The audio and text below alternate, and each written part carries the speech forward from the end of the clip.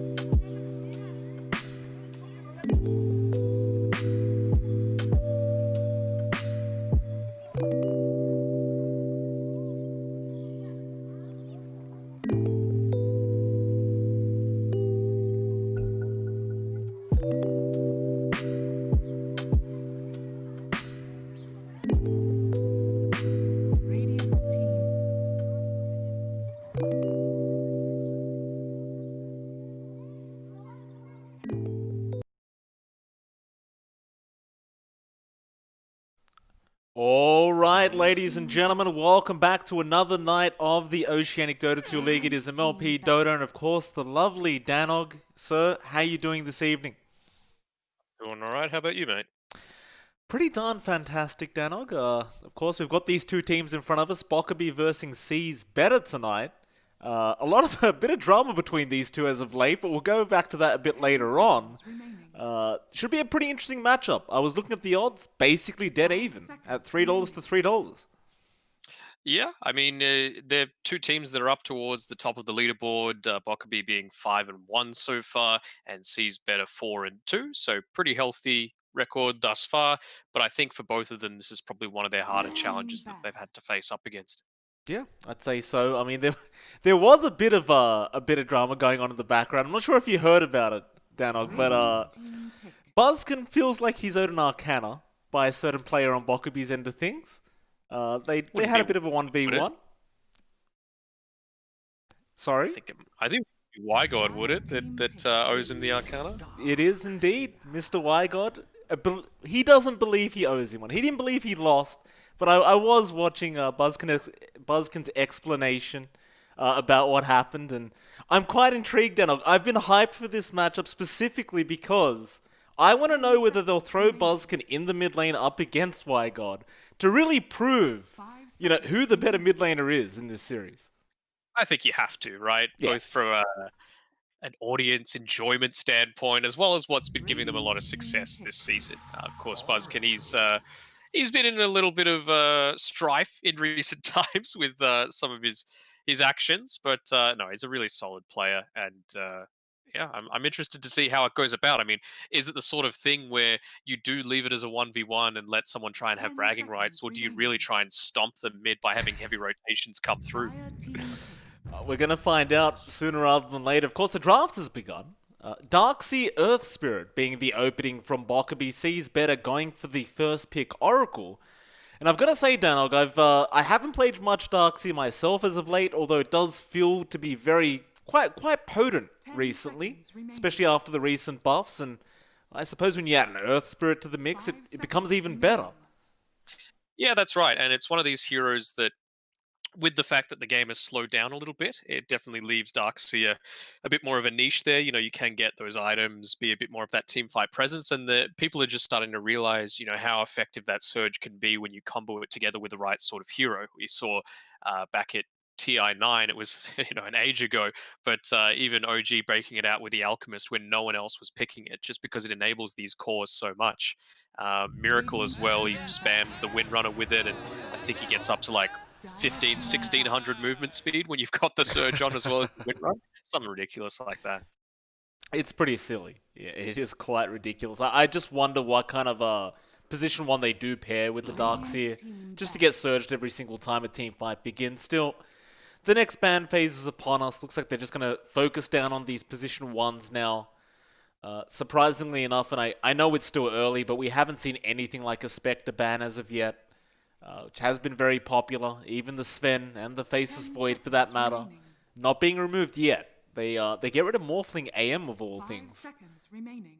I'm Surely, feeling like the Sven is Dire probably more team likely, battle. right, to come out because you've got Darkseer who can provide you both the surge and the vacuum. So there's a crazy amount of burst damage that can be done with that. And it allows you just through the Earth Spirit to get that easy setup. You've got a good AoE slow already. And Radiant they team kind of ban. do leave themselves open on Bokebi as well to having that Earth Spirit being able to make that rotation through the mid lane, as well as having a very strong lane in itself. You toss the Ion Shell on him, he rolls in, you've got some decent kill potential there. oh, you definitely do. It's going to be quite devastating if Seas better do allow it to get to them. Still, 10 seconds final remaining. banouts now before we get to see a bit more out of this team and 5 seconds out of both remaining. teams for that matter. Seas better. They haven't really revealed too much with their draft so far. I mean, it's just an Oracle Void Spirit, right? Like nothing really special's going on thus yet. Uh, I don't see any real combination between the two at the moment. Uh, so I feel like C's better have a lot more to hide right now with this draft rather than Bokebi, where it kind of becomes a bit more obvious when you see this opening. We do see Bokebi. They eventually get rid of the TB now. C's better. They do remove the Spectre, and well, you brought up that Sven. It is still available if they so wish on the side of Bokebi. I mean, I like it. I feel like the Oracle is a good counter pick to the Darkseer straight up, right? Just through your Fortune's End, you can get rid of um, the Iron Shell, you 10 can get rid of the seconds. Surge. So really effective to have in that lane and just be spamming that out as much as you 5 can. seconds Right. remaining. They get it though. C's better. They'll have the first pick. You'd imagine they just go for something like a position 4 right now and just don't really reveal any more. They'll have a think about it. I'm still very curious as well, like, with this Void Spirit, is that just the guaranteed mid laner already for C's better? Like, does Buzzkin play a really nice Void Spirit? I haven't seen it, if he is going to be in that mid lane or not, but, this, Tends to be the sort of thing like a Spirit is the style of hero that he tends to enjoy. I feel like right. it's a kind of a Lon style hero as well. So they're leaving themselves open for that if they want to have a bit more of a greedy pos for. And an Oracle definitely allows you to do that, being such a defensive position 5 support. Um, Although I can still see them going out with even more damage and more control on Seas better. We've seen Lon play the puck to pretty good effect, get some good silences in there. Again, they're going to be collapsed around one relatively small space on Bokebi already, just through having two melees. Of course, Darkseid doesn't really want to be using his Kung Fu Punch in the middle of these, but still, it's an all right start. And with that, they actually go and take the puck away for themselves on Bokebi. Well, they do. Rather surprising. I mean, it's pretty good lockdown, I guess, right? You've got the Void Spirit, you've got the Faceless Void. Just being able to lock them down with the Dream Call, and even the Silence is going to be quite nice. Sees better. They kind of respond with just what looks to be a position for Phoenix. And Bokebi straight away go into the Snapfire now. So the draft's escalating a little bit here, Dano. I'm Yeah, and you have to think, how are they going to round this out, right? Like you've got Darkseer probably going to be a 3, Earth Spirit probably 4, Snapfire probably Seconds remaining. 5, and now you've got this puck. So it kind of means that Wygod's going to have to play the Five puck in this mid seconds lane unless they remaining. do any sort of crazy switch arounds, and Red team you're back. just left with Massaway's hero to wrap things up. right, you are. I wonder what they do pick up for Masiway. Like, you've still got that Sven. It's might be an obvious pick for them if they so wish. They'll get rid of some offlaners for now, just focusing in on Tech, or of course getting rid of the Mars. We'll see C's better removing the Phantom Lancer. Bokebi. Their final ban out should just probably be another position 3 here, I imagine. 10 seconds I really think remaining. it's the Sven. That's the hero that's going to tie this all together. He's got a good amount of burst 5 damage. They've seconds got remaining. the stuns, the silences, the group up potential already, with the Snapfire, the Puck, Darkseer to really make it a factor. You're not always going to get that time walk off or be in range to get false promise off on the Oracle either. So I just think that burst is going to Radiant come in win such a pick. big, big into the equation. But no, they get rid of the Ricky, so it's still in the pool. Ricky would have been a pretty nice choice as well here for Bokebi if they wanted to go down that route, but there is still that one Sven hero if they wanted Bokebi. Are they going to pick it up? They 10 have plenty of seconds reserve remaining. time to have a think about it if they so wish. 5 I think with seconds the remaining. Ricky, while it is a good ban in terms of the clashes that are going on, they really don't have too much in the form of tower takers, objective takers, whether it be, towers, racks, or even Roche, right? Like they do need one of those heavy right clickers. And sure, Snapfire is going to help with that with the rework little shredder, giving them minus armor, but still, I just feel like they need someone that can really just stand there and chunk it down. Yeah, well, have a think. Gotta say, C's better. Their team fight right now just kind of looks quite ridiculous with the Chrono Egg already out of C's. But it does look very scary, and even with the Oracle Red there, it team could be pick. pretty hard to just kill anyone. But well, there you go, Dano. You've called it out. It is upon us. The Bokebi Sven for Masiway. C's better. They've already got their own position 1 right now. It's really just the position 3 they're lacking. Is there any particular position 3 that 10 comes to seconds mind remaining. that deals well with the Sven? Mm, 5 seconds remaining. I mean, there's still Venomancer in the pool, which isn't too bad. You need to be up there to be able to, obviously get your last hits in lane. Venomancer's hell for any sort of carry, melee carry, and it is a hero that Tekwar's had pretty good success on, and it creates good enough amount of space that, uh, the Faceless Void, he's going to be able to get those early items that he needs to really come online, and as well, it does do a good job of delaying pushes as well. Not quite as much as something like a Treant Protector or along those lines, but no, it's going to be a Doom. I mean, Meanwhile, it's lasted your all the way heroes. until the very last pick, and given the big priority that a lot of teams put onto it, it's a little surprising, but we'll have to see how they go. I mean, I feel like it's definitely going to be a blink dagger sort of game with this Doom really early on. Yeah, I'd say so. You just want that guaranteed initiation, especially when you're trying to catch out heroes like the Puck. Even the Sven can be quite annoying to catch out. So having that early blink on Tekor will help the side of Seas, but it's still, the drafts are over, Danog. You know I love to ask you this question. Who has the better draft? Just because I want to say Bokebi because I was thinking, right, they've got great combo and they've got this Sven pick as well, that I kind of telegraphed from the very beginning, and maybe that's why they were taking so long to actually make that last selection, is because they're like, really, the Sven's still in here. There's everything that really makes it work for us, and they still haven't banned it. So that makes me think that maybe C's better. They've got a lot of experienced players on their team. They might be thinking, right, how are we going to be able to counter this? How are we going to really lock them down and prevent all of this damage coming through? So uh, I think it's going to be heavily influenced on team fight. Bokebi have the slightly better team fight. They're sitting at the top of the table so far, so you've got to give them some sort of favor, but I think it's heavily going to be reliant on the performances of the position fours in this game. So are they going to be able to get those early ganks coming through with both the Phoenix as well as the Earth Spirit? Find out. Game 1 about to begin between these two teams, and you know, Danog, I'm sure you've noticed already, but unfortunately, the names on C's better. They're a bit all over the place.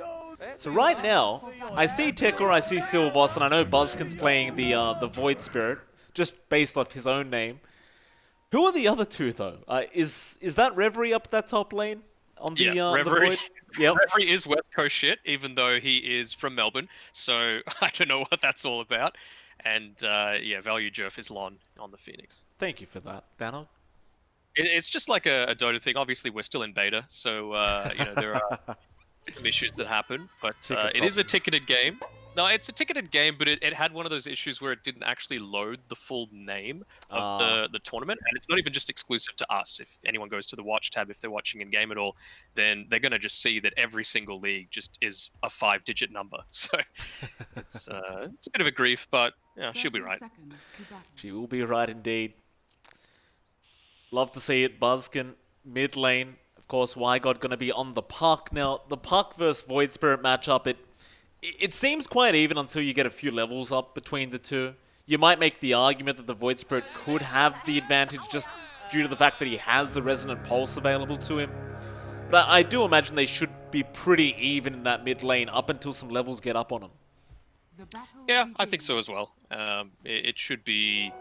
I mean, again, it's just going to go down to that individual skill. It's one of those lanes where, you know, a couple of last hits can actually decide the outcome of a lane. We hear pro players on the international scene talk about all the time, oh man, I didn't time my my glyph correctly to deny out one of these creeps, and because of that I lost the lane because he got this timing 10 seconds before I did. So interested to see how they go.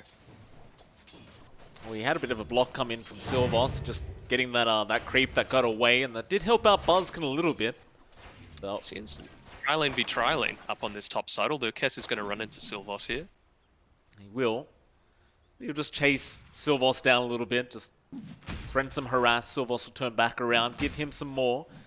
Wonder if they spot this courier on Kess. If he rolls forward, he should be able to snipe it before he gets those early tangos out to him, but not wanting to go right into the middle of a creep wave. He'll just wait it out, perhaps on the way back. And Silvos going to stick around to just make sure it's protected anyway. And well, actually, top lane, Jerf, or rather Lon, is going to be in trouble.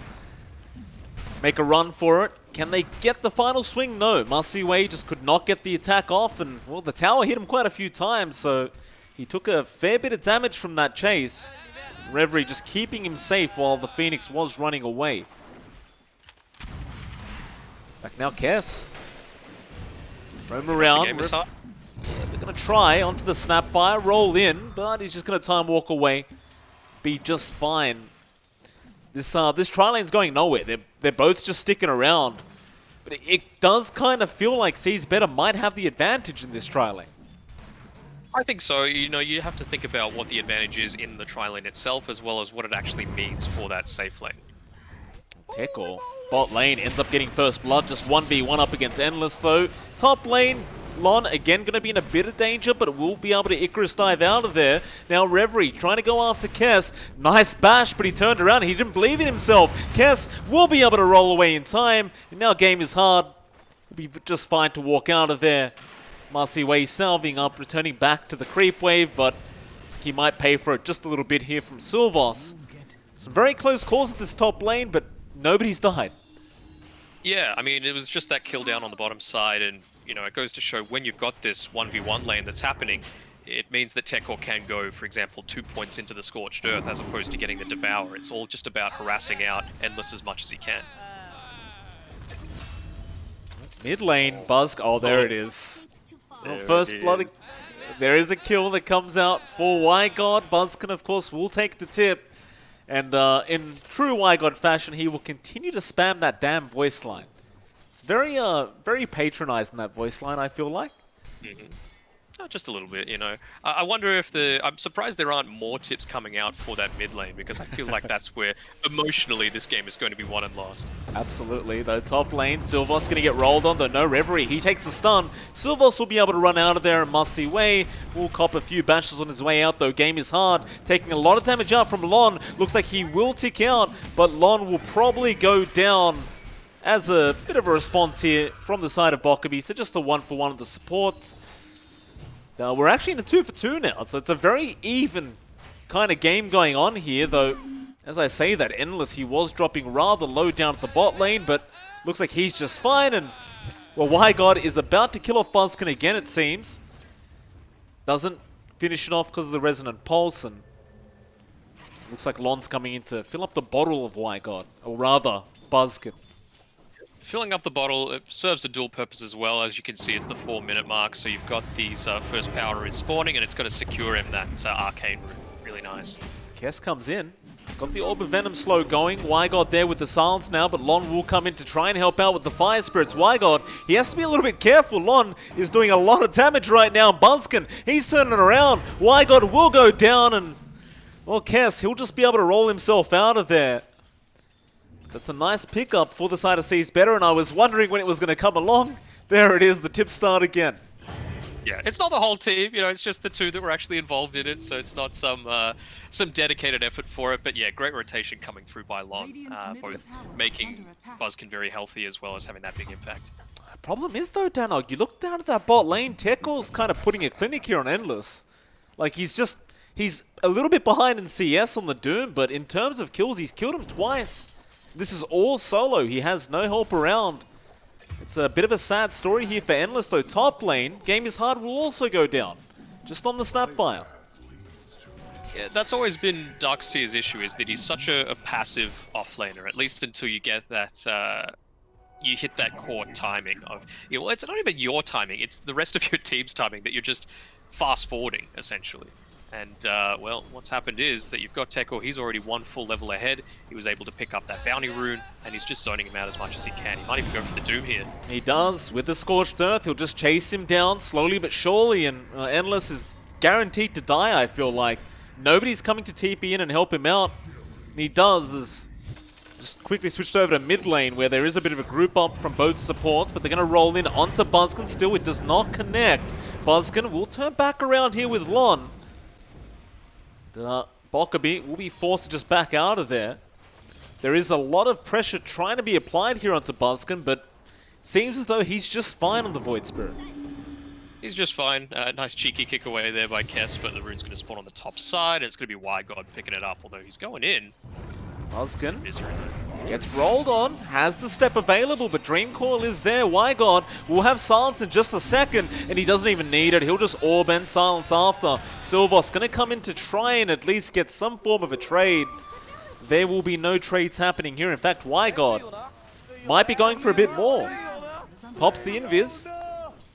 Don't know if he can do it on his own. I think he's waiting for Kess to try and maybe make a nice deep roll in. Silvos is in a vulnerable position. Roll does connect with the silence and the kickback with the orb flying through, but Silvos is still alright though. No, he will go down to WiGod. WiGod will just orb his way out of that dire situation. Just another successful kill into that mid lane. Just missing with that last Fire Spirit as well online. He might have secured the kill there onto the Kess Earth Spirit if he landed it. Yeah, they've been really efficient with their timings as well. 7-minute mark, he's making sure that he stacks up this hard camp, and means that when WiGod does get the time to rotate through and use his AoE damage abilities to take that out, going to have that higher likelihood of getting those neutral items.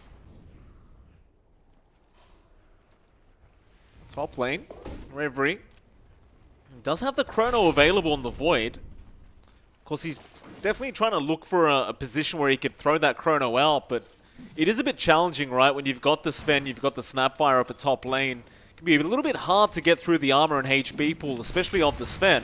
He's got some help coming in now from Lon. Chrono, not going to be used yet. A stun will fly out from Must-See Way. And Reverie, no, he'll just hold on. He'll wait it out. Now turning back onto the Sven, but Cookie will allow him to get out of there. He just keeps his chrono though. Buzzkin, mid lane, he is getting jumped. He gets kicked out of the Dream Coil. He needs some help. He'll dissimulate first. Step is there. Wygod won't be able to finish the job off. Buzzkin will get himself out. Unlucky though with the spawn, it actually comes up onto the top side, and so Wygod, he's going to be full and healthy with that regen rune. That he is, and he even finds another kill, this time onto Lon the Phoenix. It is still a 3k net worth lead for C's Better, mind you, so it's not like these kills are really adding up to anything quite yet. It's still going to be some cause of a concern here, though, for C's Better. All of that is on Tekor. All of it. I mean, I'm assuming we're still looking at last hits. Have a look at the net worth real quick. He's 2,500 ahead of Endless at this point. He's making that rotation through the mid lane. Doom's back up. Could be a big one. Wygod. It's going to be a rolling from Kess. They want Buzzkin, but there's the Doom coming out. Buzzkin, he does go down. Can they get a deny off on Wygod? It looks like they can't. He will also die. Now Tekor just rushing forward onto Kess. He blocks the roll, and looks like with that Scorched Earth, it's going to be another easy kill for this Doom. He's already 5-0, Danog. I mean, we're only 9 minutes in. I mean, you picked Tekor, his hero, last because he could do this sort of thing, right? He's well ahead of any hero on the map, and even during all of that, you know, you lost your position 4, you lost your mid laner, and the Chronosphere was used for the first time, and Sven ended up dropping too. Very nice set of events here for C's Better. Bot lane, Tekor trying to rush towards Endless. He will spot him out. They don't exactly have the Doom at the moment. In fact, there's 4 heroes there onto Tekor. They just group up and take him out. So done getting that kill streak away from him, and more importantly, a lot of experience going to the rest of the team. I think they were lagging behind a little bit, but with that kill, they're going to catch up a fair amount. A lot of XP, a lot of gold here for the side of Bokebi. Back to that mid lane. They do have Dream Coil. They still have that regen and a Wygod. Rolling, going to connect there from Kess. No Coil as of yet. He'll throw it out eventually, and Kess will just kick him to the curb. And can't say I'm surprised. Wygod will tip Buzzkin again. This Void Spirit, it's been a bit of a struggle here, Danog. 0-4-2. Not the performance you'd be hoping for. Yeah, I feel like with Buzzkin, when you're playing him in the mid lane, he doesn't quite have the hero pool. Maybe the Ember Spirit you can, but where you could pick his hero second, like they did, and still be totally fine with it. You got to give him a slightly later pick, even if it's, you know, in the second phase of picks. It doesn't necessarily need to be the last pick, but you just leave yourself way too vulnerable to being countered. I'd agree with that. I do feel like you definitely want to give him a bit more priority than he got, but still, looking back up towards that top lane, Reverie. Farming just great on the Faceless Void, I've got to say, Danog. He's about 1.3k ahead of the Sven right now. Plus Mussy Wei can catch up quite quickly, and he's going to try onto Sylvos now. Wygod going to rotate in. It's going to be another easy kill for the puck. It is some nice assist gold as well coming through for the Sven, who's going a Midas. I really don't know how I feel about this. Yes, you're losing the lane. Yes, you need to catch up somehow, but I feel like with the lineup that C's Better has, they're just going to run over you. They are. Bot lane. Tekor again. Going to be in trouble. Wygod is just all over the map right now, and they just cannot catch a break. That's just the one thing you don't want, right? Like, your highest net worth hero, the guy that was dominating the game, you just don't want him dying like this over and over again. You don't want him dying like this, but on the plus side, it took 4 heroes to do that, and it was the same with the previous death. You know, he's still well ahead of the opposing offlaner. He's still well ahead of the opposing carry. It's really only this Wygod puck that you're worried about, and it's not really the net worth on the puck that you're really caring about at this point. It's the talents that start to come into the equation earlier than some other heroes. And, well, when you're needing 4 heroes to get a kill, that's not really going to be an experienced provider. It's very true. See, we're starting to approach that, slowly approach that mid game now. See what the idea is here from C's Better. Of course, they do have Chrono back up on Reverie, so if they want to try and make a play with it, I realize, of course, he just wants to farm right now, but he may find himself an opportunity, assuming he has some help around. There are actually 3 heroes kind of posturing around that top lane at the moment. The game is hard, and Kess going to make their way up, and They're going to TP in another. It's going to be endless. And in fact, they're going to TP everyone. Wygod's coming in. So Reverie gets jumped on with the silence and the slow. And now the Dream Coil. They just time it perfectly. But now the Doom comes in. Tekor will turn around by himself onto Wygod. But a great vacuum out. Endless not able to save Wygod. So now Kess going to just try and get out of there. He does, but Endless will not. Will go down and Buzzkin is looking for more. But Kess, he's dangerous. Game is hard. Gets jumped on with its Simulate, but Void will catch him out with the Remnant. Now Tekor jumping back in. Game is hard will also die. A 1-for-3 trade.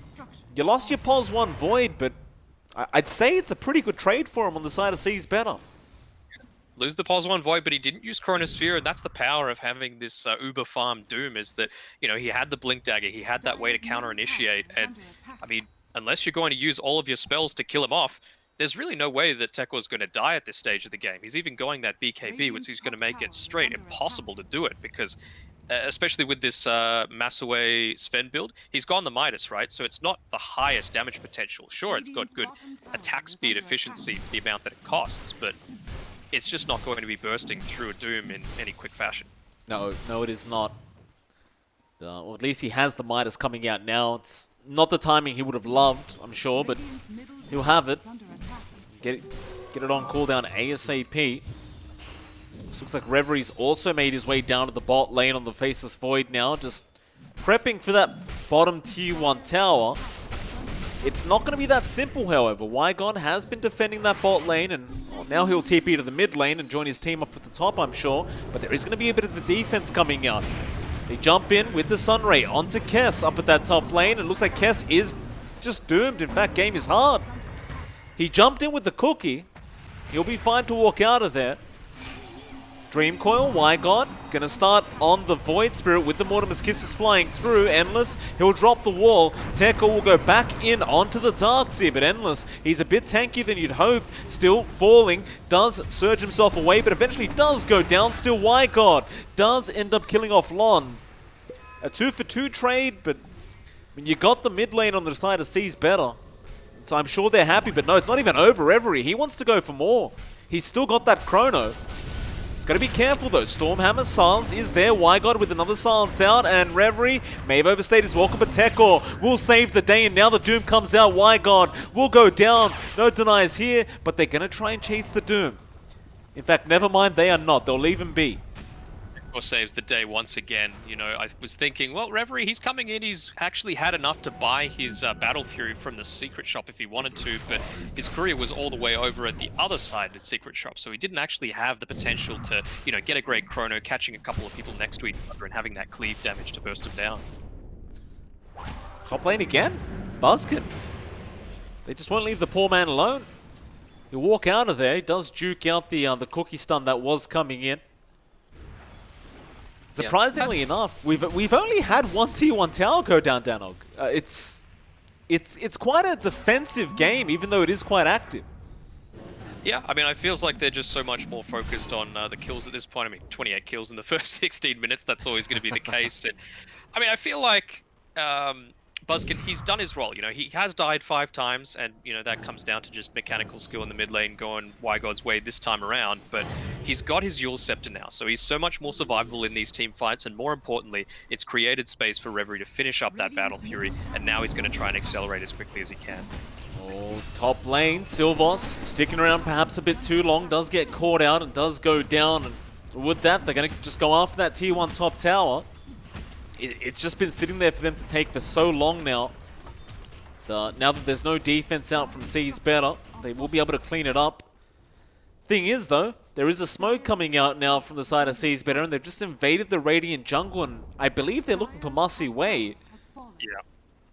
Especially now that it's the 17-minute mark, so they know that he's going to be going for some sort of neutral farm, because, you know, obviously you can see he's got the Vambrace, he's got, well, another Vambrace, but that's going to Tekor, and not just picking out that he was farming the Ancient Camp. I suppose they don't really have the easiest way to maneuver through there, given that the tier 1 mid tower is still up.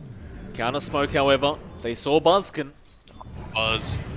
He's going to try and make a run for it. Silence is there. Kess, Yules will be there as well. But Tekor, he's going to jump in. Phoenix Egg in the backlines there from Lon. And now the Chrono comes out. Reverie. He's caught one, and it is going to be Endless. And unfortunately for Endless, it looks like he will drop. However, Tekor jumping straight on the Sven. Must Wei dropping very, very low. And now the Icarus dive is out. They do claim the kill. Lon will give his life away for it. But now Buzzkin keeps moving forward. He wants more. Kess actually getting caught by the Remnant Tekor, being stunned up by the roll while he blinks in. Unfortunately for him, he'll have to let the Earth Spirit go, but a mid-tier 1 tower, I'd argue that's even better. Buzzkin, he only knows one speed, and that's like going in 5th gear, essentially. He's always there on the front lines, and you know, I think it works really well for the dynamics of their team. Oh, they got someone out again. Oh my god. Is the main priority target if they can catch him out, but of course he's just going to be able to orb and just jaunt away. Still, they're waiting on that high ground. So if Wygod makes the wrong move, they are in position, but it looks like they'll just let it go. In fact, Wygod now pinging out Tekor, trying to make the jump in with the silence. Silvos getting caught out on the Oracle, just staying in that Radiant Triangle a bit too long. He'll get punished for it.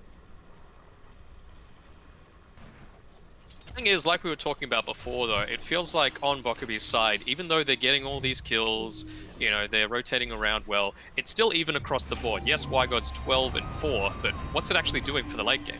True. Lon, mid lane, is getting jumped, but Tekor will try and jump in and turn this team fight around. They'll go after game is hard, and they will claim the kill on the Snapfire. Now Wygod will be chased down. Tekor looking to get that Doom off on the puck, but no. The blink will be there from Wygod, and now Endless just slowing them down with the Vac wall. And that'll be enough. You just get out of there and get back to farming. And Wygod, interestingly enough, goes for a very, very early Dagon pickup on this puck. Is he just going the... He might just go the 1 level just for that initial burst coming through. You know, make sure he can pick off, for example, the Faceless Void before he's able to get off any Time Walk. They've been pretty good with chaining together all the silences that they've got on their team. Yeah. Wei, bot lane. Tekor is going to find him out with the stuns and now the Doom. A lot of TPs coming in, but it might be too late, and it is. They've got to get out of there. Reverie just around the corner from his team with Chrono up in 5 seconds and an Arcane Rune, mind you, if he wanted to try and reinitiate for his team, but looks like they are not interested. He's just going to keep farming up, and I guess when you killed off the position 1 on the opposing side, you don't really need much else.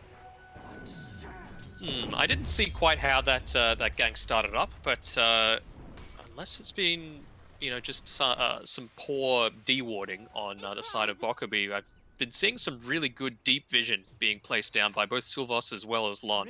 You know, the first few were around the mid lane, making sure that there weren't any sort of rotations coming through, and then that one there, it's just going to scout out Masaway whenever he's going to be farming both on this bot side as well as in their safety of his jungle. It's problematic for Masiway. Like, they need to get rid of those Observer Wards now in that Radiant jungle, and well, they're just not going anywhere yet. In fact, the whole of Bokebi's side just sticking around that top side of the map. Radiant's bottom tower Safety in numbers, and they might go for a smoke attempt soon, it feels, but they have one sitting on Kess, but it kind of goes back to that problem you brought up earlier, where you just don't have some kind of core item on this Sven yet to really be able to play with. Like, you've got the Echo Saber, but that's it. It's something, and at least you know you're a strength hero, so the build up into the BKB is good. You know, it gives you some good damage as well as the HP component, and of course you've got the Darkseer to enable your mobility, at least prior to picking up something like an Ags. But yeah, I mean, is it going to be too little, too late? The thing is, with any sort of Sven draft, and even amplified when you've got a Darkseer in a puck, any sort of team fight, just one team fight, can completely change the complexion of a game. And that is true. Top lane, tier 1 tower will go down now. Sees Banner just going to take it out happily. You asked the question earlier, is Wygod staying at 1 Dagon? He is not. Dagon level 2 is up. So he's maxing it out, it seems. It's not an item build you see so often, but speaking of Wygod, he's about to get jumped. Wygod.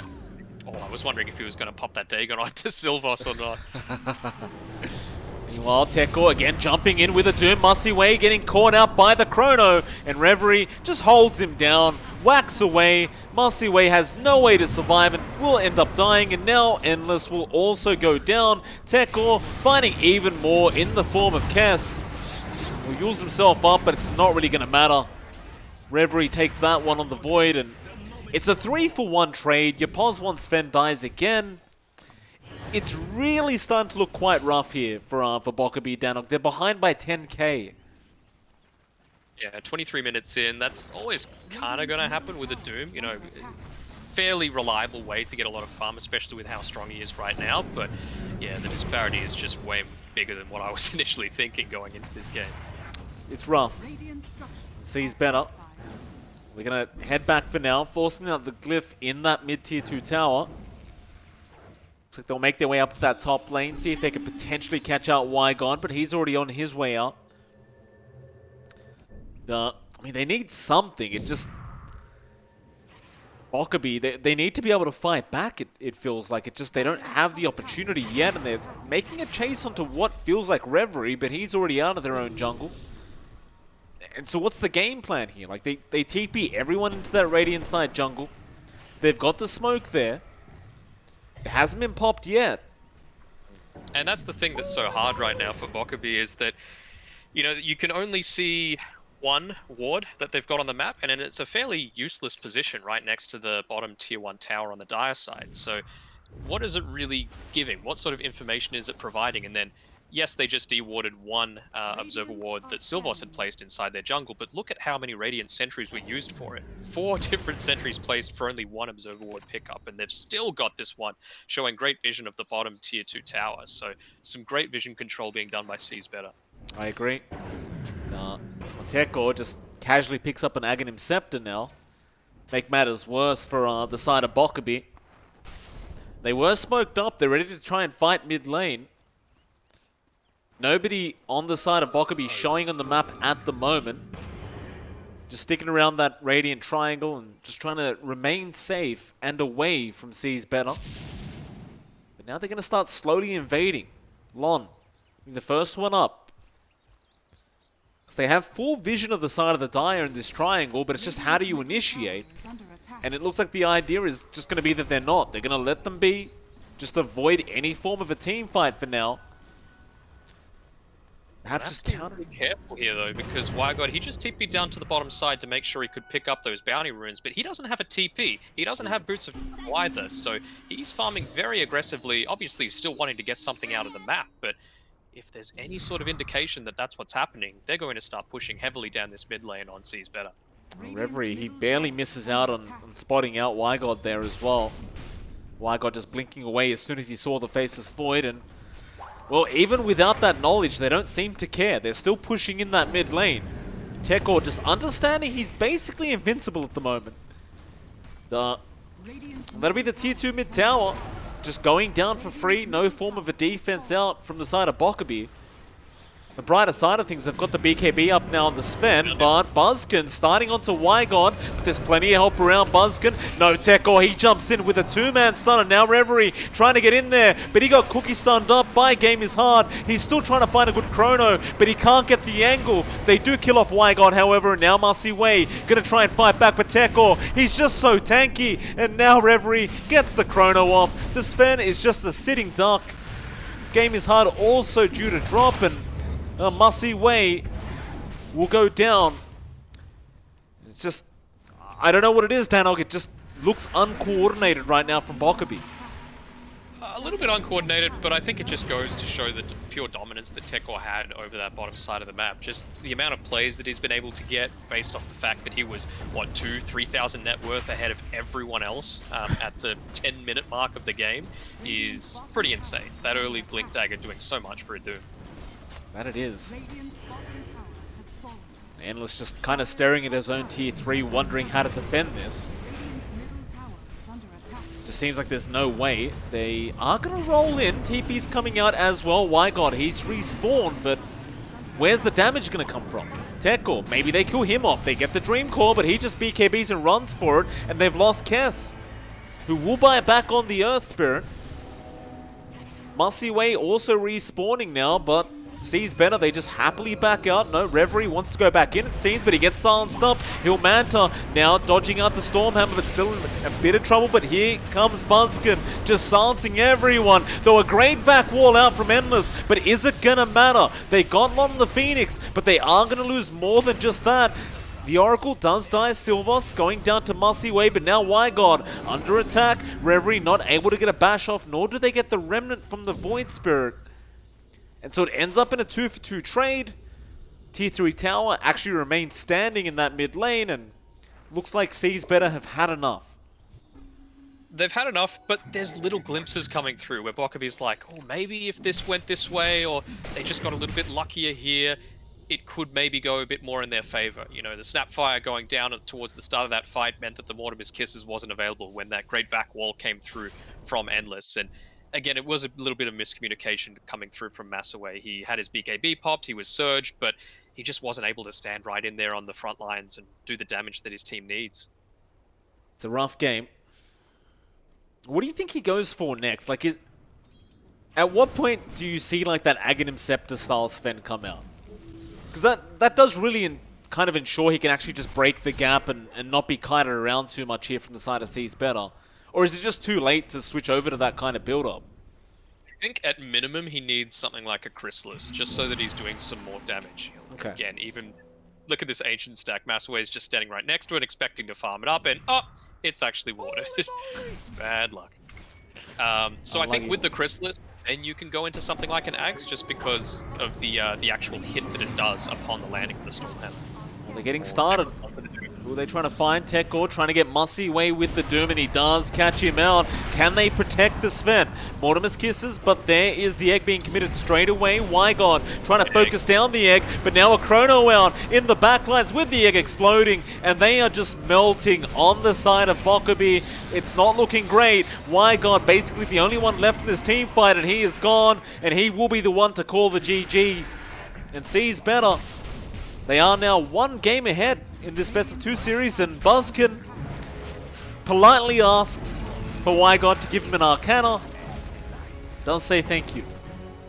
I mean, what was the contest this time? Was it who wins the mid lane, or was it who wins the game? Because it was the old adage of lose lane, win game that was able to get Seas Better the victory that time. I think it was just the fact that the side lanes really weren't going in their favor, so they had to commit so heavily to try and get any sort of farm and stop the juggernaut that was this Tekor Doom, that they couldn't really transition that into something meaningful when these mid-game fights started happening. Well, with that, Danog, of course, we are going to head off to game number 2 in just a moment. It is MLP Dota and Danog, and we'll be back in about 5 to 10 minutes for that second game of this best of 2 series.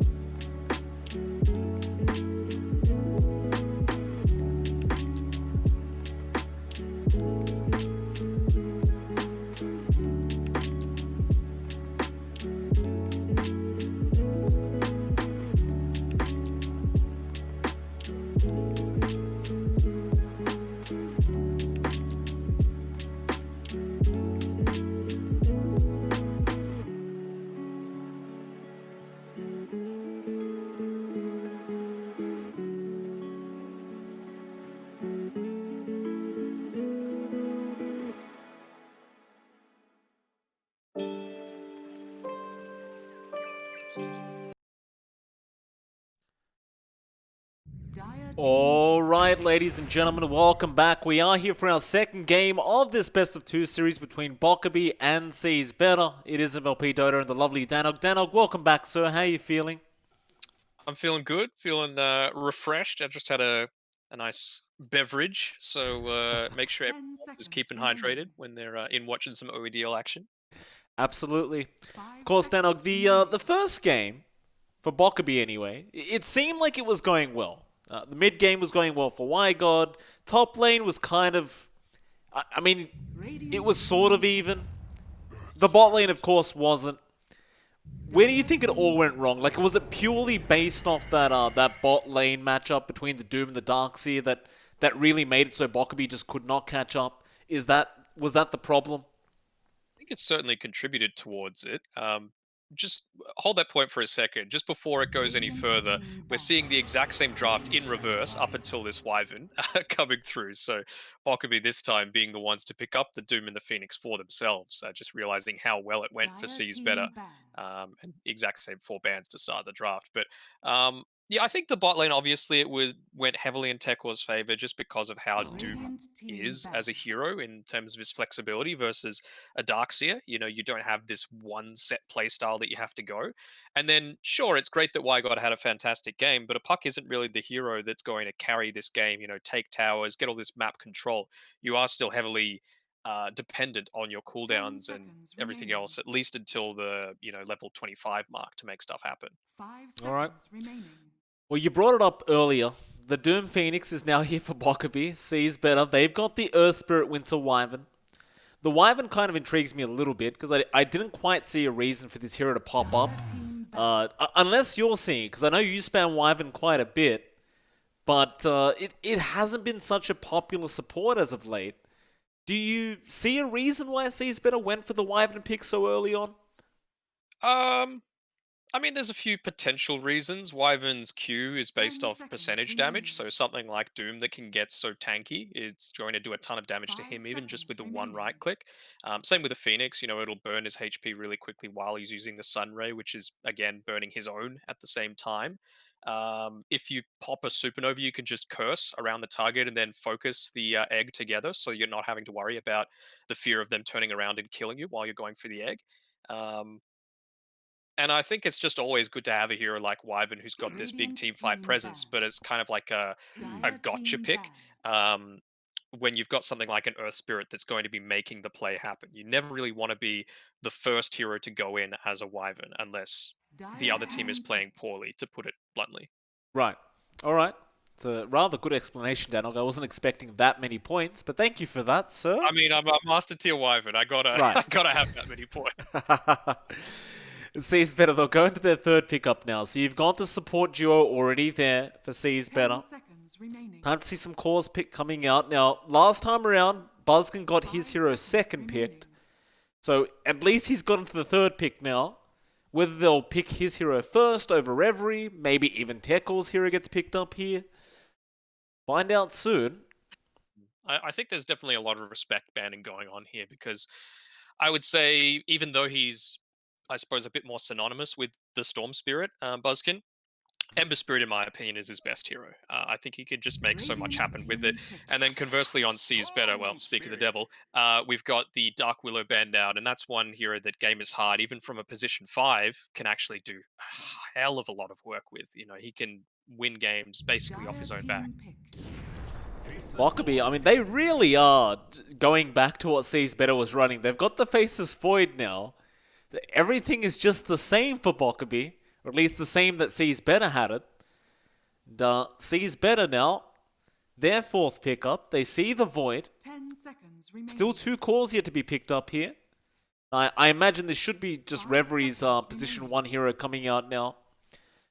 Do they want to run this Fen? Is it good enough to just pick up here? Or maybe, oh, never mind. I was about to say Spectre, but it was actually banned out by Sees Better. Hmm. Could we see a Sven come out for Reverie?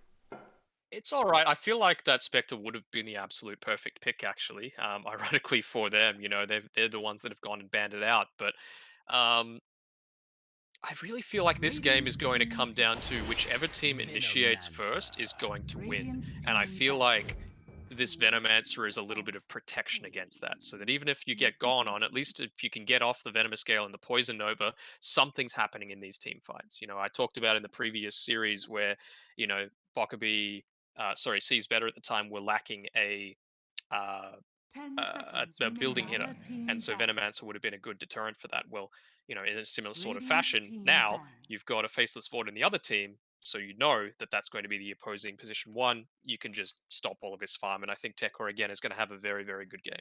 All right. Love to see it here from Tekor. He'll be on the Venomance this game around, and well, that just leaves Reveries Hero on that position 1 now, which hasn't really been revealed quite yet. They do get rid of the PL now for the side of Bokebi, so just 5 seconds remaining. getting rid of all the options up against the Reverie Pos 1. And final ban out now. I mean, what else is there up against the Void in this current meta? Like, it's kind of hard to know what could work well here as a position 1 pick for the side of Seas Better. You've got all these heroes on the side of Seas Better that can just make space for him, right? So you could probably afford to go for some kind of heavy farming Pos 1 if you did want to for Seas Better. And You could. I don't think this is the game for it, but I Right. know that even though Reverie plays the safe lane now for them, he was obviously known in past 10 years seconds and months as a remaining. mid player. I wouldn't be surprised if at some point they break 5 out in Invoker seconds in the safe remaining. lane, just because it is one of his stronger heroes. Um, what core is really left for them to pick? I mean, the Sven is there, feeling a bit less strong about it. Maybe something like an Ursa isn't too bad. Something that can trade easier into the Doom, for example. You don't want to be taking those early trades. Doom, even though he got a little bit of a buff to his armor, still has quite low at level 1. So you can take a lot of that harassment damage when you come forward for the last hits. it's true. We'll see Seas Better. They're just having a bit of a think about this last ban out before we get to see it. And they'll get rid of the Tiny. And so Bokebi, seemingly still missing a position 4 right now, unless you're seeing something I'm not. I guess all their heroes are quite flexible, like the Doom Quap can pretty much go anywhere if they so wish. 10 seconds I remaining. think Quap can be a 4, and so Right. can the Doom. But 5 I'm not sure seconds if that's the remaining. style of hero that Kess really likes to play. I feel like this Phoenix is definitely a 5. It's just game is hard's, you know, 0-1, like his 1 wood basically.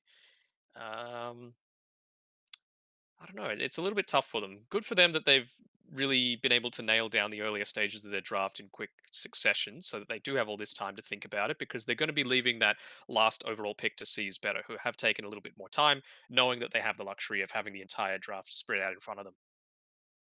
Well, think about it.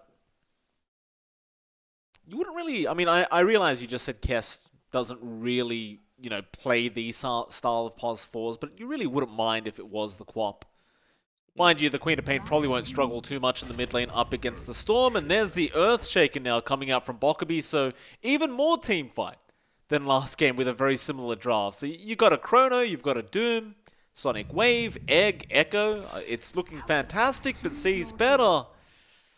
They go for an Alchemist pick. Rather disgusting.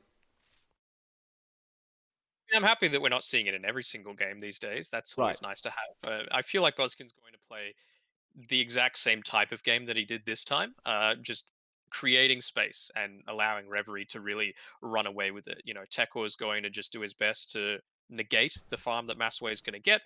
Lon's going to be roaming around the map, trying to get pickups as soon as he can. And it's just about when are they going to hit these early timings. I don't feel like Midas is the go here for Massway. You need to be able to fight into this Reverie Alchemist when he hits those, that having that one extra item before you, and just trust in your team fight to be able to turn it around. Should be a very, very fun matchup between these two to end this series off. Of course, straight after this, we have another series coming up. Cuteanimegirls going to be versing Adilo Chula after this one, so stick around for that. But for now, this game looks pretty lit with all this team fight coming up from either side. See if they can really slow down the Alchemist here for Bokebi's end of things. It can be a bit of a challenge. And the Doom as an offlaner is, from what I've seen, does tend to be a little bit more passive up until those later levels. I mean, which is kind of ironic to say now that we saw Tekor perform so aggressively on the Doom in that last game. That But was in a 1v1, to be fair, right? Right. That's not a traditional offlane that's going on. And I just question whether they can actually slow down Reverie in this safe lane. I can't believe I'm seeing this with my own eyes. I think it's not going to be anywhere near as bad as what it's going to be for Massaway, just because Veno is something that you just literally cannot lane into at all. And it's not like, an Alchemist, for example, that once he hits at least, level 3, level 4, he can go into the jungle. He can use that acid spray on the small camp and get a good amount of farm from that. What really does a Void have to do that sort of damage early on? He doesn't. He needs that Battle Fury. He needs that Maelstrom. He needs something to be able to flash farm. He doesn't even have like a inbuilt kit like a Sven does with that weave. Oh, Buskin. Did you have a read of that whole chat from Buskin? I did. He certainly interprets things in his own way, that's for sure. He's a character. I like Buskin. He's a very entertaining character. I always enjoy tuning into his streams whenever he is streaming. Very enjoyable person to listen to. I actually had a game with Buskin the other week. Was he on his main, or was he on his second main? No. He was on his, well, yeah, the second one. And he was playing Pangoli. I believe he was practicing. Now, we didn't really win that game, which is a bit upsetting. It was pretty rough, Dan. I'm not gonna lie. I'd rather not see the Buskin Pango, if I'm completely honest. Well, do you think he get any learnings out of that game at least, or Of is it course. just he just wanted to kick back and relax? And I don't know. I think he's practicing. I think he's practicing. He'll get there. Buskin will get there. He'll get there with the Pangoli.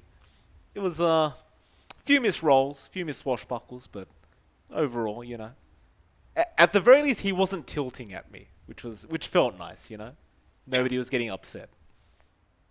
I mean, I can't lie. I played pretty terribly. It happens. Yeah. People have games.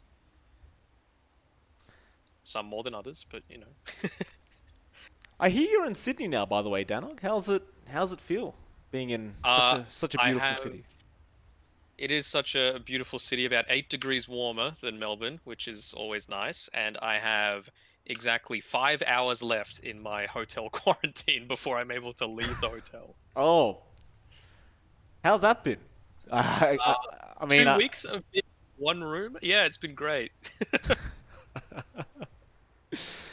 Oh, my. Luckily, I have Dota to keep me occupied, and a few other games. Been playing a bit of Fall Guys, a bit of Among Us, and I've got my laptop, so I've been watching a few series here and there. Yeah. I'm glad you're out soon, mate. So, I suppose hopefully will be over fairly soon as well. I think it was Bokebi that were having a few issues with lag, but it shouldn't last too much longer. It's a pretty standard kind of laning matchup from both sides. Like, I don't see anything special happening in terms of lanes as of yet. It seems Reverie Silver's going to be up at the top lane, and you'll have Gamers Hard and Mussy way down at the bot lane. Mid lane's pretty standard. The Quapverse and the Storm, of course, Endless and Kess going to be in the off lane up against Reverie, and Silvos and Tekor going to be down at the bot lane on the Veno with the Earth Spirit being played by Lon. And we do have the go-ahead, which is good news. Yeah, I think the thing that I like that's a bit different about this one, at least from BKB's end, or Bokebi rather, is that when you get a kill with a Queen of Pain, you're a little bit easier to transition that into an objective versus a puck. You're going to build a bit more into that right-click style, whether it be an Orchid that he goes or something else along those lines. You've got a good amount of attack speed, a good amount of damage, a good amount of regen, so you can just stick around on the map and make a lot of stuff happen. Whereas puck, you kind of needed to regroup, go back, take a deep breath, and find the next time that you're going to do that with your team. Nice deep ward being placed already. Sees better down at that bot lane. Looks like it won't be, actually it's just out of range. That is unfortunate. Plague our enemies. Game is hard. Placing that sentry, but yeah, just missing out by literally a millimeter there. 30 seconds to So battle. that ward should last a bit longer at least. Teko going to show himself on the Veno. Long going to be right behind him on the Earth Spirit. Does have that level 1 Poison Sting, so just trying to get a bit of early harassment out to some of these heroes, but he won't have the opportunity. Still, Masiway kind of just running up to see if he can steal the banner away from C's Banner, but Buzzkin was scouting out on the Storm Spirit. The battle begins. Looks This like has he'll been the just... highlight so far. Silvos, he's already got a D ward. They've got a nice deep ward out. So it seems to me like the supports have really done their research in terms of, I mean, some supports, there's a real pattern about where they traditionally place their wards. And it seems like they're exploiting that a little bit. We love to see it. It's going to make Wygod's life just a little bit harder in that mid lane. Going to have that high ground vision over Buzzkin. This matchup with the Quap versus Storm as well, like you really do want to establish your dominance in the mid lane if you can as the Quap, right? Early on in the earlier levels, but well, for now, Wygod, in fact, I was about to say he hadn't skilled up anything. He does end up going for the level 1 Scream. Yeah, he just wanted to make sure he could secure that range creep and make sure that he's able to get the slight lead as at the start of this laning stage. Because he's already getting a little bit antsy chasing after Silvos here. Really, once you use that Arctic Burn on the Wyvern, you're not doing much of anything in the lane. You're a weaker range creep, essentially. Absolutely. Cass will just chase him down while he has the chance. That'll pretty much be it. I mean, they can't really do much towards each other, this Earthshaker versus Wyvern. It's just not yet anyway. Of course, it's going to be a nice block out, Reverie. Let's get Fisher blocked, but doesn't really seem to care. He does want the range creep and will not be able to get it for himself. Might be a bit of a slow start here for this Alk. Went for the pull into that creep wave, but wasn't able to snag it just yet. So a little bit of a misplay coming from Silvos, but that sort of thing is going to happen. You can see here he's using that Q on cooldown, essentially, making sure that he's able to get that harass in onto both of those units, at least that one right click, so that you're getting maximum use out of it. Such a low mana cost and high cooldown that you want to be spamming it as soon as you can. Of course, down to that bot lane, the one lane we haven't really talked about yet. Masiway going to get rolled on by Lon. Teko just being a nuisance on that Venomancer. Game is hard. Going to be there on the Phoenix to try and help out, but it is a very tough lane for this Faceless Void right now. Just every time he comes close, he's going to cop the Gale, take a few hits, have that Poison Sting active, and I mean, even for Game is hard as these levels go up for this Venomancer, it just becomes that much more difficult to sustain yourself in this lane. Yeah, I suppose from Gamer's hard side, it's not as bad because he's going to go into the Tranquil Boots, right? So he's going to be able to just sit back and regen it up. He's going to be able to stay out in that lane. I think once we hit level 3 for both of these side lanes, that's really where the kill attempts are going to start to happen. I'll just chill till then. Just looking back to that mid lane, Buzzkin, bit of a lead here on the Storm, just by 3 last hits so far. Wygod just trying to harass him out the best he can, but Buzzkin already got that bottle up, so he's got plenty of regen available for him.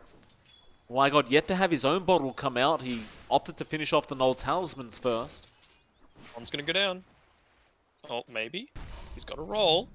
He's in trouble though. Fire Spirits do land, and Lon will be the first blood. Game is hard.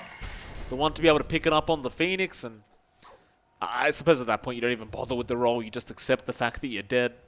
Nice rotation out from Kess on the Earthshaker. Now, they might try into Teko. Gamersard's dead. He probably is. Teko going to have to back off now. Kess just going to force him back on the Earthshaker. Looks like he will survive on the Phoenix. He'll just get very, very low. Yeah, I was a little surprised that he did choose to stay. You know, he had essentially no mana. He was down to about 200 HP, and he just bought those Boots of Speed. So he doesn't have any sort of regen coming out to him. Right now, his main role is just to stack up this camp, and Lon's doing everything he can to stop that. We'll see Kess also make a rotation back into them. No, never mind. He's coming back down to the bot lane again on the Earthshaker. No power rune at that 4-minute mark down to the bot lane. Wygod will be able to pick himself up a double damage up at that top lane and get back into that laning phase. Buzzkin actually just going ahead and securing some jungle creeps now instead of sitting around in that that lane as he just doesn't have any regen left. The best he can do at the moment. Yeah, that's the real difficulty. As soon as he saw that double damage was picked up by the Queen of Pain, he just wants no part of it. And also with that level 5, the level 3 Shadow Strike means that you can't dodge it out with the Ball Lightning just yet. Top lane endless. It takes a fair bit of damage out from Sylvos and just be forced back towards his tier 1, but luckily for him the creep wave is there anyway. Bot lane, Kess getting rolled on by Lon. Tech all going to be there with the Gale, the Venomancer, and Kess is set to just die, although he does stick charge up. They could try for a deny attempt, and it looks like Masiway was going to, but they do get the damage in time, so Tekor does claim the kill. On the brighter side, bounty was taken by Game is Hard, and it looks like he is going to be able to TP out of there. Great TP out. The roll just not connecting from Lon. But look at that mid lane. A bit of a group up now onto Wygod. In fact, I was going to say, is there really a way they can kill him? Like, Sylvos is here on the Wyvern, but they're going to zip in. Lon is there with the roll. Wygod is able to get out, but Buzzkin still going forward. The Sonic Wave and the fish round from Kess. And of course, the tip is there. Lon still able to secure the kill with the Boulder Smash.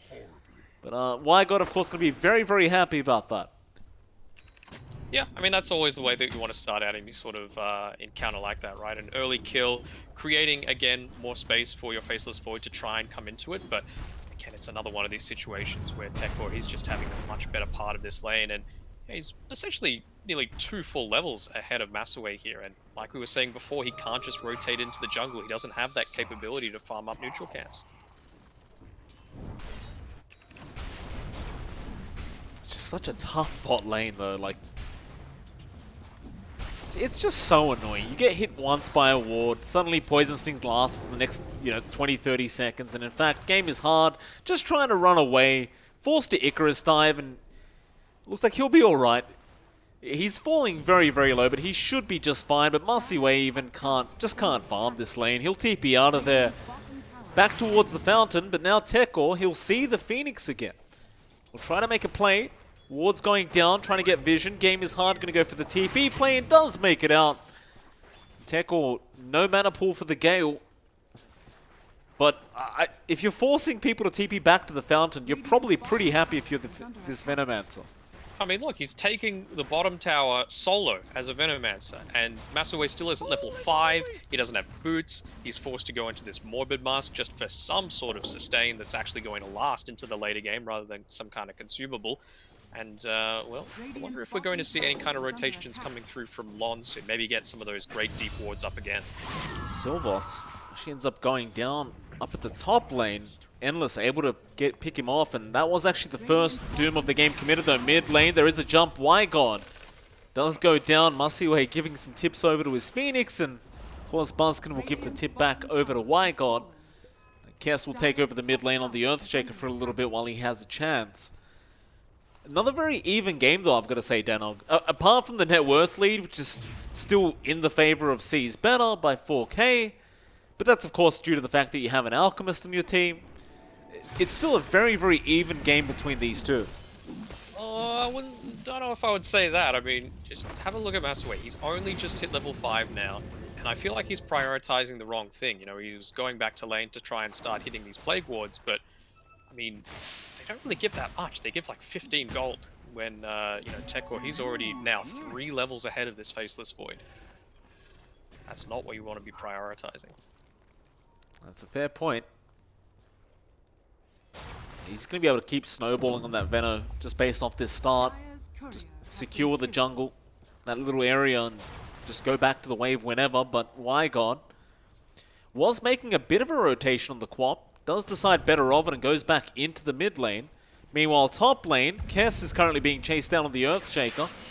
Buzz going to zip in and try to claim the kill for himself, but Kess is going to try and make it as hard as possible. But it really won't be that hard for Buzzkin. He'll take it on the Storm. It'll actually be his first kill of the game as he will run back to the mid lane. And again, just look at Tekor. He's got this little base of Plague Wards that he's just using to fight these neutral cabs, completely unopposed.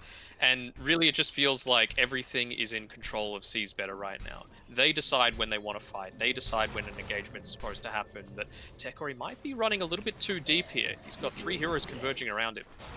Looks that way. Kess actually just going to run around. Game is hard also there, but they're not going to bother. They'll just leave him be. Which is surprising, to say the least, because you pointed it out, but this Faceless Void is unable to farm at all. He's just allowed to do this, Tekor. Just no pressure being applied whatsoever. Now the pings are coming out, so they are making those rotations in, but Lon's here now. It's not going to be as easy of a kill as it would have been just a second ago, and well, at least the top lane, they do get the Wyvern kill. Lon missing the roll on the Phoenix.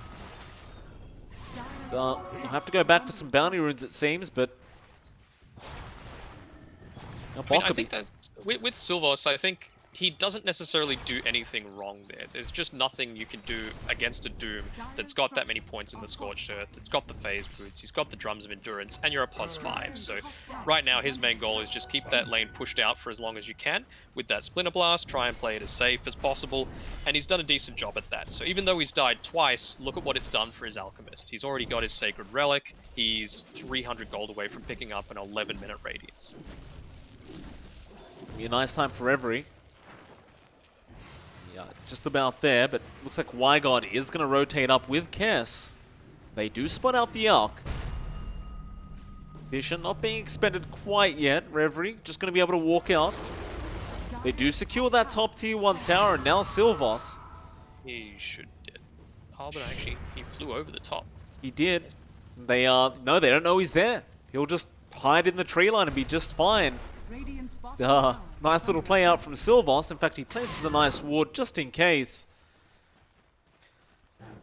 I think that's perfectly fine. You know, you want to be able to lessen the effect of any ganks that might be coming your way, and that's a great ward to do that. Not the most obvious place, and yeah, sees better their ward game on point so far. Definitely is. Is this a halberd as well? Tekor. He's only got the Sange so far, but it means that even when Nesaway is going to be trying to make some sort of stuff happen, it's not going to be very easy for him. It's going to be tough. Looks like they're already trying to set up for that mid-tier 1 tower now. Sees better, just really wanting to put that pressure on early. It's just great play out, because all this pushing they've been doing is just making so much more space for this Alp. Like Reverie, it just feels like he hasn't been touched for the past 10-12 minutes. He's been freely hitting creeps. Well, now Bokebi, they all TP mid. But it will really amount to nothing. Yeah, I mean, they don't have to do anything on Seas Better. They're fine with this game state. You've got the Radiance, so you're going to be able to farm so much more efficiently. You've got Tekor, who's got a really nice lead over, well, anyone else except for Endless right now. And, well, you've got Buzzkin, who's just popped his regen rune, so maybe now's the time that they want to try going for something. But, again, you don't have to. And they won't. Buzzkin just going to use that regen to go back to farming. Top lane, Wygod is going to make a chase onto Silvos, and there should be a kill on the Winter Wyvern, unless Silvos jukes him out nicely again, and it looks like he just may have. Silvos, he is just perfectly fine. Not going for that TP means that he's able to stay here, keep this pushed out, and they're going to make a play for Wygod, but not quite there in time. Buzzkin just a bit short. Wygod will just stick around there, keep farming up the mid lane. Lon is around the area with Tekor. They've been standing there farming those camps for quite a while now. Well, it's just kind of like you said. They're not going to initiate. They're not interested. They're just taking farm away from Bokebi. Go on to Wygod again. Not going to work out this time around, and the TPs start to come towards the top side. If I was them, I would try and wait for when Wygod's in the middle of his own creep wave in the lane, and then use the Winter's Curse on that. Get a bit of the extra damage coming through from the creeps, get the Arctic Burn onto him, a nice Splinter Blast, and then the Electric Vortex from the Storm should be enough to take him down. Maybe they're wanting to wait until the Orchid's finished, which is totally fine if they don't think that they've quite got the damage potential for that, but that would be a pretty big play for him. TP rotation up top just meant nothing. Buzzkin going to be ever so close to that Orchid now. And, I mean, you've got the Blink available on Endless, but he just hasn't been able to blink in and find a nice Doom off onto this Storm. But they're going to smoke up. This should mean they're able to close the gap. Really secure that mute. Although it is going to be broken. Tekor is the one to break him. They just don't want to doom him. Roll in. Lon is going to be out on the doom. Now Poison Over out, but there's the egg from the Phoenix. Lon cannot secure it by himself, so he's probably just going to go down, but now the out comes in. They doom him up straight away. Void is also there, but a great Winter's Curse out from Silvos Wygod. Very, very low, but he does get the Sonic Wave out with an Echo, but they are melting on the side of Bokebi. They cannot kill the Alchemist, or maybe now they can, but Tekor is still on top of Musty Way, and no, they cannot. A disaster for Bokebi. It just... They landed everything, it just didn't matter. I think the MVP of this game so far has been Silvos, you know. He's died a couple of times on that top side, but at the end of the day, look at what it's done. It meant that their pressure on the top side has been significantly decreased. He was able to get Reverie so much extra farm by being able to be that solo presence up there. He's got a good amount of levels for himself. He's sitting at level 9, and even in that fight, you know, he was able to curse a couple of heroes off to the side.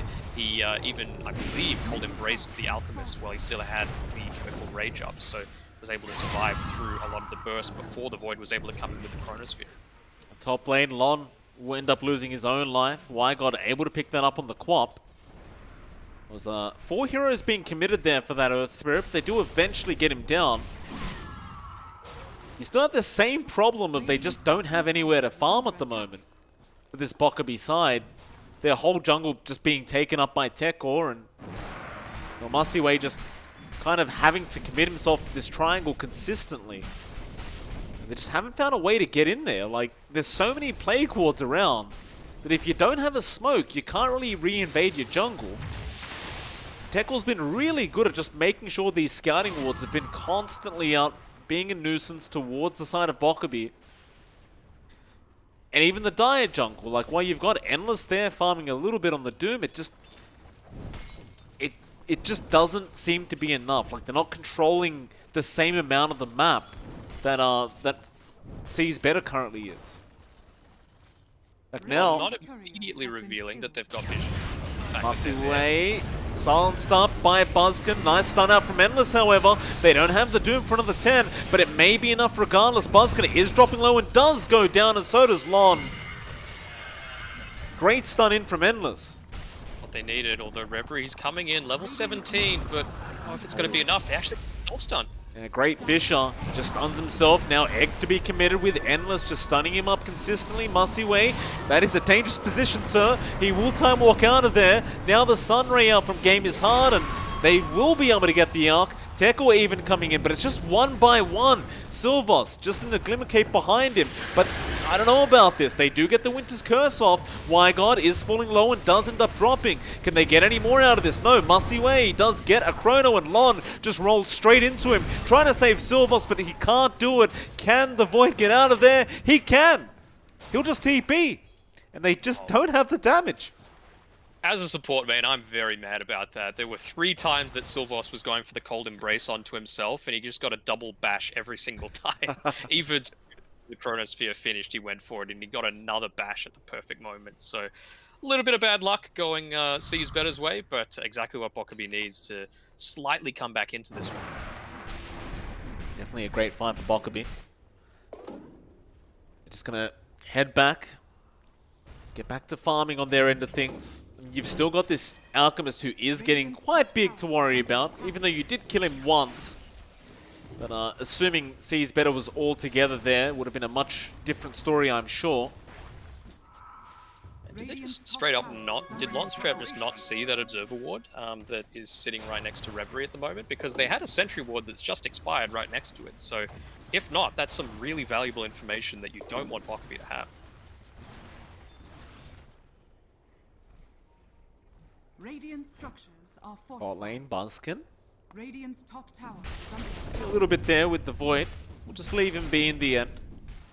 There are pings coming out towards the Storm Spirit, however, so Buzzkin just going to have to watch his back here down at the spot lane. Looks like they're going to let it go. Kess doesn't really have the blink up yet on the Earthshaker. They might not really have the capability to lock him down yet. I think they're just accepting the fact that they're their jungle isn't invaded any longer by this dire side. They've actually got a bit of space for Masiway now to just get some farm up.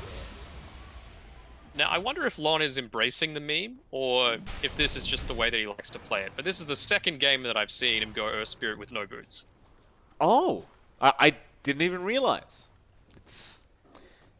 That's a weird one.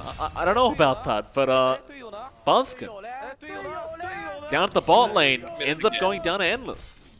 Yeah, importantly as well, Kess got the assist gold for that, so he's only 30 away from his own Blink Dagger, which is going to be great for turning around these fights in his favor. Gale, Tekor, trying to get started on game is hard. However, there is going to be a roll and a silence on Wygon with the Winter's Curse to fly out, and I believe they should have enough damage to kill off this Squap, and they do. But now that Blink's there from the Shaker. It's probably not going to be the right time to jump in again, but they'll have to just accept the fact that Wygod is dead and leave it at that. Can they defend their tier 2 top tower, however? I don't think they want to up against a fresh BKB that's just been picked up, and their mid laner's dead. You know, maybe with the BKB you've still got the pure damage that's coming through from the Sonic Wave, but if Quap's not there, there's no way the referee's dying.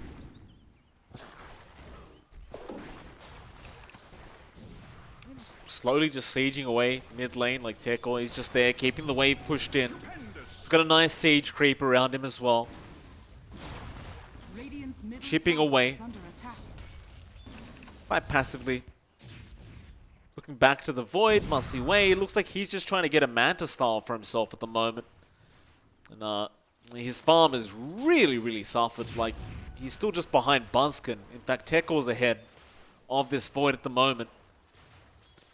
Might make a play onto Buzzkin with the Chrono, and he does get it off, but does he have the damage? If he gets lucky with some bashes here, he will, and he does. That is a nice way to finish off your Chrono. Yeah, they're definitely getting a bit of luck on their sides, and they need it, because, well, they have finished up that that Manta style, I believe. He's got the recipe coming out to him now, so going to be very effective in countering out the silence from the Storm Spirit as well as the Venomous Gale. Endless, he's getting dived. Pops the BKB, just turns back around onto Tekor. He just doesn't have the Doom yet, but he's going to try anyway, just tanking for his team. Still, Curse is going to be out onto that Phoenix. Silva's trying to get him out of the game before this team fight really starts, but no, the egg does come out. They'll burst it down. Masiway now showing himself, but doesn't have the Chrono available, so he can't really do too much, so Wygon will die in Reverie. He's just rushing forward. He's on a triple, straight after Kess now on the Shaker. And Kess cannot blink out of there with this Radiance from Reverie. Unstable Concoction, gonna stun himself. Reverie still just making sure Kess stays down, and Tekor will be the one to take the kill on the Venomancer. And that'll be the top tier 2 tower going down. Just no defense currently available from Bokebi. I mean, it just feels like the rotations are so much more efficient there. With that one, Massaway walked in towards the mid lane. Oh, he's going to go down again. No, getting rid of the Orchid debuff. Masiway, he's in trouble. Buzzkin does get him. That's a full team wipe. And that might just mean the first racks of the game, 22.5 minutes in, is going to go down to the Wave Seas better. They'll get it. I really don't feel Endless. much better than this. Stuns in, but what an echo coming out. Kess just connecting on everyone. Tekor gets the Poison Nova off. Endless still going forward, however. They want to take this fight. They know they have the advantage. But Tekor, not dead yet. Will turn back around. Game is hard. Actually the one to die on the Phoenix and Lon. He does go down to Wygon, but he will also go down to Poison Wards, and they're just dying. There's too many wards. I mean, imagine getting off a Doom, a 3-man Echo Slam, and a Sonic Wave, and then still dying 5-2. You know, it's disheartening at this point. It is very, very sad to watch. I mean, I think the next thing that they can do is wait for this next 30 seconds for Queen of Pain, Doom to be back alive, and then you're going to have the Chronosphere Egg combo available. And I think if they can't make that work, then they're just going to have to call it. Things are only going to get worse. Reverie queuing up that Heart of Tarask now, so just wanting to tank up a little bit, and we are going to have a bit of a pause coming out. It's time from Seas better. Current game state, I kind of wonder what Dota Plus is thinking, and Dota Plus actually sits at 99% already for Seas better. So I would agree. that's a high number, but I guess considering the circumstances, it is pretty reasonable. Maybe not 99% though. That's a bit high. Alk has double the net worth of any Bokebi player. Okay. I mean, All it's right. pretty dire. Same thing with an offlane Venomancer. Sure, into this lineup, there's not really anything that you can do to stop the Venos farm, but still, it just feels like this Faceless Void unfortunately hasn't had the same level of impact as what's needed. I mean, what can he do though? Like his lane was so bad. There's just you mentioned it. There's no way for him to win the lane. He had nowhere to farm apart from his own triangle. I just don't know what else this Void could have done in this game to make it different. I think earlier on he could have perhaps prioritized the jungle a little more. I think there's a point where you just can't do anything. You can't get anything out of the lane. Maybe similar to what they did with Sylvas up on the top side. Just have the position 5 soaking some levels, so you could at least have Game is Hard getting some, some nice early fire spirits out, get an earlier supernova than they might be expecting. And you can always just TP away from a Venomancer, so there's no real kill potential there as a Phoenix. And then at least you still get some form of farm, right, on your Faceless Void. He still could have gone the Morbid Mask. And then once the game perhaps got a bit out of control, there was a period of time where they were just choked inside, as you mentioned, their own triangle. So maybe trying to invade onto the dire side, so at least if you're going to die as this Faceless Void farming, you're doing it on the other side of the map. So there's a little bit of time until they're actually able to take the next objective from you. There goes that mid-tier 2 tower. Reverie just going to back off. No need to rush this. Rest of C's better. Just do the same. Just keep farming up. Keep escalating that lead they already have. Like Sylvas gets a bounty placed on his head. But I don't think Bokebi's going anywhere for that bounty anytime soon. No. I mean, I think I mentioned, if they were going to keep the aggression up, then you would have the Faceless Void ulti as well as the Phoenix Egg to try and counter it. But maybe they were looking, to wait for all 5 to be available, just so that they could at least have one decent try at a full 5-man team fight. But in the meantime, Reverie, he's realized that they're playing a little bit more passive, and he's like, well, I'm just going to go get a second life. Yeah. Better ask when this was going to happen, but the Roshan is going to go down pretty much solo to the Alk. First Rosh of the game, just an Aegis. There'll be no kind of counter-attack coming out from the side of Bokebi, of course. There's that Bloodstone for Buzzkin. Wonder if he's going to make his way over to this Roshan, or if it's going to be Rev. Nah, going to be Buzz.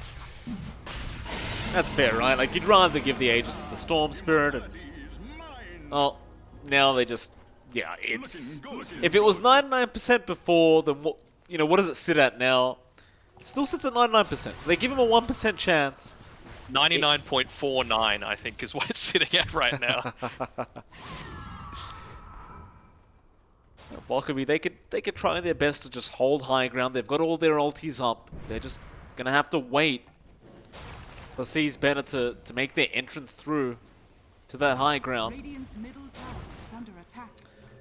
Massaway's doing what he needs to right now. It's the first time entire game that he's been able to get some form of farm available to himself. But even then, you can see Buzzkin, he just zips across the entire map and forces him to back straight away. Absolutely. Gonna catch out. Please, no. Just get some wards out for the side of Bokebi, but a Poison Nova there. Tekor in a bit of trouble. Wygod and Endless going to chase him down, but Tekor does have the Octarine Core, so it's actually a lot tankier than you would once expect. They commit the egg, but here comes Lon just rolling in, and Tekor, he just won't die. He does eventually go down. It's only Lon that was there to try and help him out, but now Buzzkin zips in for the cleanup. He does get one, but does get doomed up straight away. Endless is still going to go down to Sylvas, and, well, game is hard. The Aegis. It might not even die, even with the Doom. Nah, he'll be right. He'll survive it. Aegis will remain intact, and looks like he just wants to keep going. He'll zip in after Musiway, and he might turn around to try and claim the Aegis, and they will get it with the Fisher. He'll survive, but Buskin's got full mana available, and he'll just zip straight into the fountain. That'll be it. I believe this is that point where you told me the game's over, Dano. Oh, he's dropping items on the ground as well now. This isn't good. Don't give him this sort of game. There He we does. go. They do call it. They've had enough, and of course, congratulations to C's better, Dano, getting a 2-0 victory over the side of Bokebi, and oh, there goes my game again. It's just been crashing ever since that damn battle pass came out, but yeah, congratulations to the side of C's better. I have to say, it's a little bit of a surprise, you know. If you asked me at the start of today, I would say both of these series were probably going to go to a 1-1, but it just felt like, I don't know, there was something, like C's better played fantastic, but there was just something a little bit off about Bokebi this time around. It just didn't seem to click. I would say mostly due to the draft for game 2, and game 1, it was just that execution of the laning phase that unfortunately didn't go their way. With that, of course, we have our second series of the night coming up. It will be Cuteanimegirls versus Adilo Chula in our final best of 2 for the night. It is MLP Dota and Danog, and we'll be right back with that next series. Hopefully we'll get started very, very soon.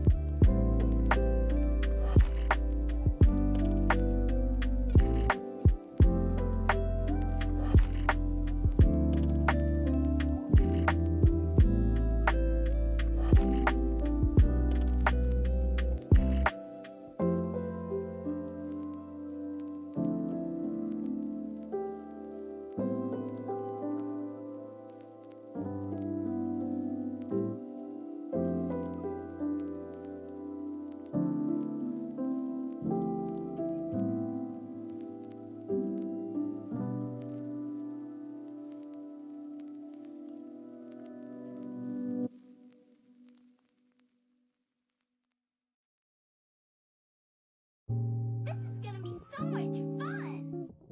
This is going to be the worst day of your life. I'm bringing nunchucks.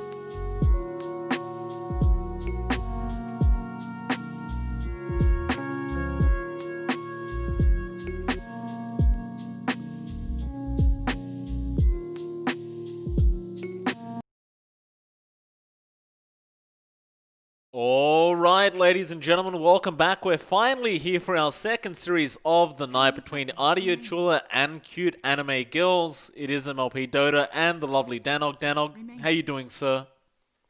I'm doing well. Nice little breather there, and I'm greeted with a lovely face of, I believe that's Rin on the banner of Adilo Chula, one of the players on the version from Season 1, just paying a bit of respects to an ex-player. Gotta appreciate that. It does look fantastic. Of course, Cuteanimegirls got their lovely anime photo, or picture, whatever you want to call it, there. I don't believe that's actually from an anime, though I'm not 100% sure on that, Danog. I don't think you would I'm know not either. not into those types of animes. I'm into the ones that make you think, you know? Alright. With that, I mean, the ban stage has begun. Treant Protector and Void being removed already. The Magnus being banned out by Cuteanimegirls. And they also get rid of the Chen. And it seems though Adilo Chula have her first pick. And by the way, Danog, did you have a look at the odds? Adilo Chula sitting as the favourites this match. I would say so. Like, they've been a bit more consistent than Cuteanimegirls, but some of that could potentially be based off the fact that LY, he wasn't playing for the last series that Cuteanimegirls had. So maybe leaning a little bit too far into that. There's some value to be had, that's for sure. And it looks like Doom is the hero of the day so far. Can't blame him. The Doom first pick does come out for Adilo Chula. And it seems to be a very, very strong hero at the moment. You really can't blame any team for picking it up. However, Cuteanimegirls go straight into the clockwork. Adilo Chula respond with an Enchantress pickup now. Well, That's just a boot. The Enchantress. You right. just always want him to have that if you can. And Cuteanimegirls looking to make their second pickup now. And I wonder, I mean, they start off with the clockwork. It's been a very popular support to have the clock. What do you follow it up with, though? Like, do you pick up the offlane now? Is it going to be an offlane clockwork? Are we looking at a pos 4, pos 5? I feel like it's the type of hero that you would want Matino to be playing. He really enjoys that style. You know, your Tusk, your Earth Spirit, your Clockwork. It's his kind of initiation. And, well, Jakiro is going to be the magic hero. And it's a pretty decent combination as well, right? You get them inside the cogs, and then they're pretty vulnerable to just taking a ton of damage from that macro pyre. No, that is very true. Speaking of, you have to forgive me. I haven't really seen too much of Boons' Enchantress. Is it really that good that you definitely want it every single time? Well, a lot of some people might not know this, but he's actually in between his OEDL 5 duties, he's seconds actually remaining. playing for a team in the We Play Omega League Americas division. Is he Uh, really? on Boons and Goons right now, and even on about Radiant 200 team ping, ban. playing on US East. From that position 5 role, he nearly carried his team to victory against in one game against Quincy Crew, one of the top Wow. teams. So he is very good on the hero. All right, I'll take your word for it. I'm sure he is. And well, we have to wait a couple more bans up before we 10 get to seconds see what the remaining. next pickups are going to be. Still 5 though, seconds remaining. of all things to join an NA Dire team tournament ban. with that much ping, it's quite intriguing. You'd think they'd kind of go for more like SEA orientated kind of tournaments to play rather than like NA where the ping's going to be so much worse. I feel like NA is playable if you play on US West, but I think that server is just a lot less stable, and 10 so seconds remaining. US East is typically the way to go. Plus, I think their carry was playing from Germany 5 for that seconds series, remaining. so Well, I think it's a bit more important to give him the slightly lower ping. Radiant fair team enough. ban. The bans continue. Slark, Ricky being removed now by Cuteanimegirls, Adilo Chula focusing on what appears to be the off lane of Cuteanimegirls for now. And this ban stage is very different to the last series we had, because once we got into the second ban stage, it was pretty much just 10 banning out seconds position remaining. ones the whole time. And this time around, while Cuteanimegirls are still 5 doing that, seconds Adilo remaining. Chula seem to be putting a lot of emphasis on just removing a lot of the offlane heroes here for this dire side. Yeah, I think that's perfectly viable because you want to make them as Dire team uncomfortable ban. as possible, I suppose. There are still a few Calvin Chen staples there. I mean, the Legion Commander is still available, which is quite good against the Enchantress. Dire team Well, pick. it can be, I suppose. You're able to lock down the Doom as well. Can provide a little bit of that extra healing to if someone does get doomed, you can at least let them sustain a little bit through it. But even then, on their end, they're getting rid of the Mars themselves, so they're wanting to limit the number of offlane heroes available and 10 seconds yeah, just remaining. make it a game of skill coming out here for whoever ends up in both roles. 5 Yeah, seconds fair enough. remaining. Third pickup now for Cuteanimegirls. Radiant team pick. They'll go for the Batrider. It's a hero that does well up against the Doom and the Enchantress, right? Like, you don't really mind either one. And it's just the Batrider. It's a very, very strong hero to have. Any other particular reason we could see it coming out? I mean, it's just 10 seconds remaining. seems like self-explanatory, this Batrider. Dire Yeah, I feel team like it's the pick. right time in the draft to pick it up. Typically, you might want to pick him a little earlier just so that you can have that flexibility to throw it into a support role if you get countered too hard. But I think based off the heroes that they've got so far in the Doom and the Enchantress, it's a perfectly viable pick at this stage. So, somewhat predictable what their 10 next two picks are seconds going to be in remaining. terms of roles, but I think their draft is all right enough that it's going to be 5 okay. seconds And remaining. Adilo Chula, of course, responding with the Queen of Pain. That should be their mid hero, though it is still quite viable to have the Doom in the mid if you really wanted to and throw the Quap somewhere else. It just depends on what this Radiant side feels like doing. Still Cuteanimegirls set to make their fourth pickup now on this dire side and looking for the safe lane and the mid lane. It's a matter of where they want to start. They're probably just going to leave that mid lane pick till later on and just probably go for that safe lane pick now. Then again, though, it's not Adilo Chula hasn't really revealed their own safe lane, but they won't care. They'll go for the Terrorblade pickup. Yeah, it's the style that they do like to play a fair amount, give a lot of space through to LY. So I think throughout this tournament, we can expect to see plenty of Terrorblade, Spectre, Naga Siren. Those are the real heroes that 10 he seconds tends to remaining. excel on. Adilo Chula 5 seconds looking to remaining. respond. I mean, they've already got some nice answers towards the TB, do they not? Like, just in the form of that. In fact, all three heroes kind of do well up against the Terrorblade. Unless I'm completely incorrect here. Yeah, they do pretty well against it, right? Like you can always just Radiant team resist through a ban. lot of damage. I suppose the one area that it's kind of weak and Clinks doesn't really resolve that is you don't want to be caught on the back foot on Adilo Chula because you don't have a great amount of wave clear outside of this Queen of Pain. It's all about getting those pickoffs before the big team fight starts. So it's just about making sure the game is played on your terms. And I think there aren't going to be too many other people better than that to lead you through as Lord Boons. He's going to be able to call the shots and make sure that that happens. Okay.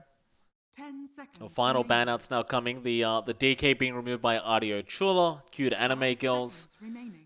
looking to remove a position 4 perhaps, unless it's going to be, you know, the quad pos 4, something like that. They're going to have a bit of a think about it for now and just trying to figure out what they are trying to get rid of. In fact, do you think it's the pos 4 they're really aiming at right now, Cuteanimegirls, with their ban stage? I suppose, but it's not Radiant really. team ban. No, I think it's definitely the mid lane that they're waiting for this Okay. last one. Yeah, because Ariachur, they still have a little bit of flexibility with their draft, but Cuteanimegirls, it's very much telegraphed. So, I mean, what Mega Z heroes are there left available? They've gotten rid of the Dragon Knight. There's still, 10 all of the seconds spirits remaining. available. He likes to play all of those, and DP 5 seconds. still in the pool, but Team not ban. quite as strong as in recent times. We'll get rid of the Tiny now on Adilo Chula's side of things. Cuteanimegirls, one more ban for them.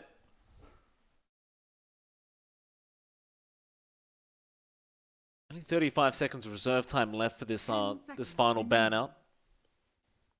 They are, I believe, just banning out another support 5 here seconds for Adilo remaining. Chula.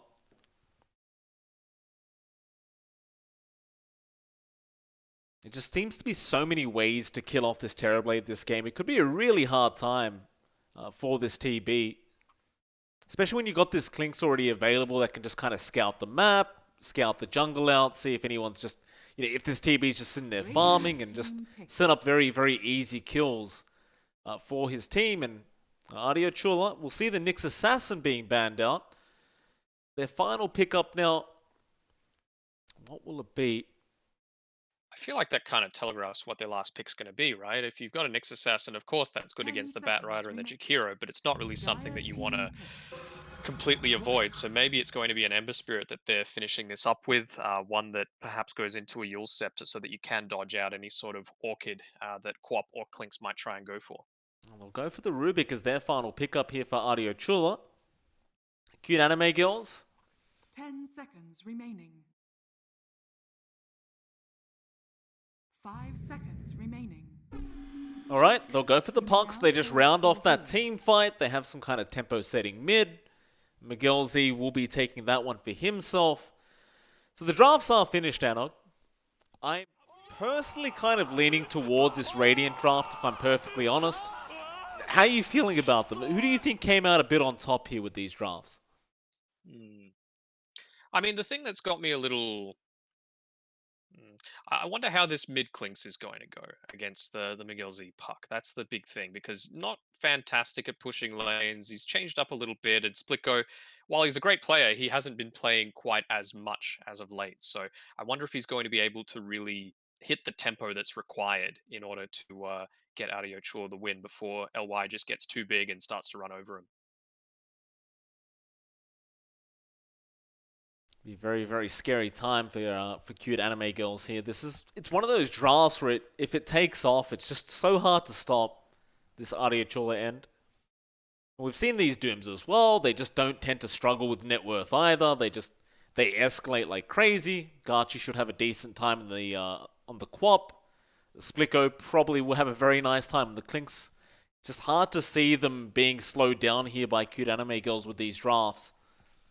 Feels like there's a lot of pressure on Miguel Z here to really be able to set a momentum for his team this game. Make sure they're the Even ones. started. I'm just having a look at the chat box in the bottom right hand corner, and the game hasn't even started. LY and Calvin are already spamming out those freaking chat wheels. Are they really? Yes, they are. It's one of those things. I do wonder sometimes whether they just mute their teammates. The amount of those lines that they're spamming out, it's just kind of insane, right? Like, just it fills up the screen in some way. It's I don't know. It's an interesting habit to have. I want to say that. That is for sure. But to their end, yes, it was in a pub, but most recent win and 11 out of the last 20 MVPs go on the way of LY. So let's see if he's able to put his team on his back and carry them to victory.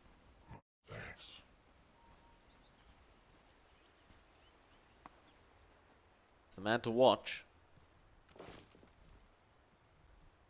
Appreciate it. Because he'll have Magic there on the Jakiro supporting him. Miguel going to be in the mid lane on his own up against Garchi. We'll have Calvin down at the bot lane with Matino. They'll be up against Splicko and Lord Boons. Even this bot lane, it could be slightly challenging here for Cuteanimegirls. Like, usually the Batrider clock would probably dominate, but up against Enchantress Clinks, kind of makes you wonder how this bot lane matchup even goes.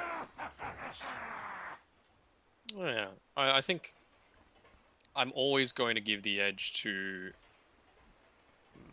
Oh, actually, so it's Splicko playing the safe lane this time around. I know they've been changing things around a little bit, but see how it goes. I feel like it's the better lane lineup into this this Batrider especially. The battle begins. Gonna go in with the battery assault. Lord Burns. It's gonna take a fair bit of... In fact, he might just be dead. There's 4 sticky napalm stacks. Make it 5. Matino just gonna dive him, but no, they actually get first blood up at the top lane. Magic ends up going down, and Burns, he's still alive. Matino, he will go down prior to... In fact, never mind. No, he did go down prior to Boons dying, but it'll be a 2-for-1 trade already. Adilo Chula finding themselves with a 1-kill advantage. They ended up killing off the Jakiro for first blood. I think he even burned a tango there on Lord Boons. Maybe just wanting to come back to the lane at full HP and realizing that, you know, he had the potential to at least get a kill out of it. He's already nearly halfway towards level 2, so he's having a good time.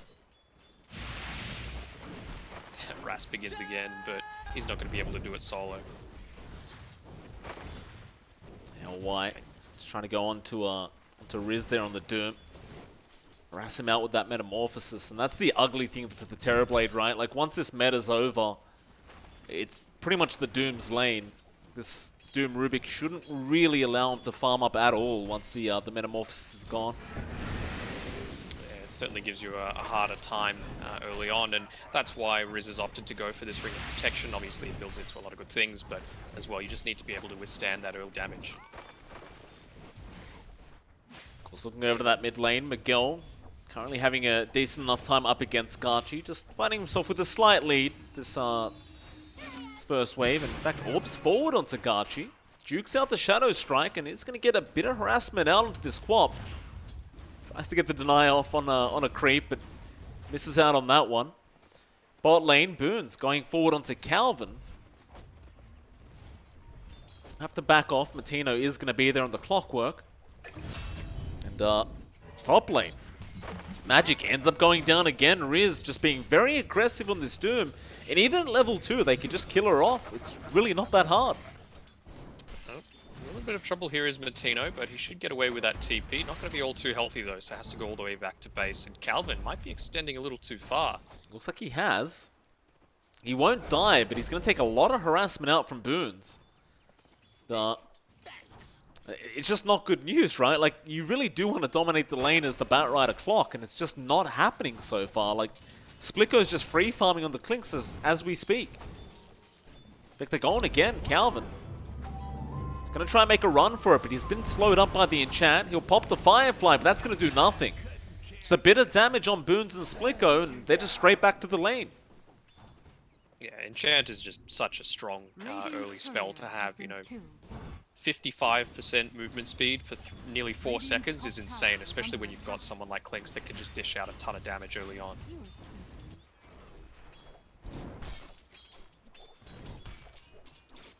But yeah, we can see all of the net worth going the way of Adilo Chula at this point. Top 3 all sitting on their cores, which they'll be happy to know. Be a very nice feeling for Adilo Chula. It's the only real lane that's going decently enough for Cuteanimegirls right now is going to be Miguel in that mid lane up against Garchi. He's doing a fantastic job. So bot lane, Boons is after Matino again. He probably won't get the kill, but he's making a lot of space here. Matino just going to make a run for it. This is all he can do. He will eventually just TP his way back, all the way back to the fountain. Just no way that you can stick in this lane as this clock, it seems. Boons is just making it impossible. Yeah, he's starting to make that rotation now towards mid. He's just opting to really specialize in the amount of wards and D-wards that he gets. He doesn't even need the boots yet, but when he gets it, it's going to be even more of a horror show for Cuteanimegirls to deal with. Oh, why he gets lifted back. He might be in a bit of trouble here. Oh, he pops the meta. He's going to try and fight this out. Hobo D just standing his ground. Oh, that's really the worst case scenario, right? You pop the meta and you die, and well, Splicko gives him the tip just to remind him. That's a very ugly situation now for Cuteanimegirls.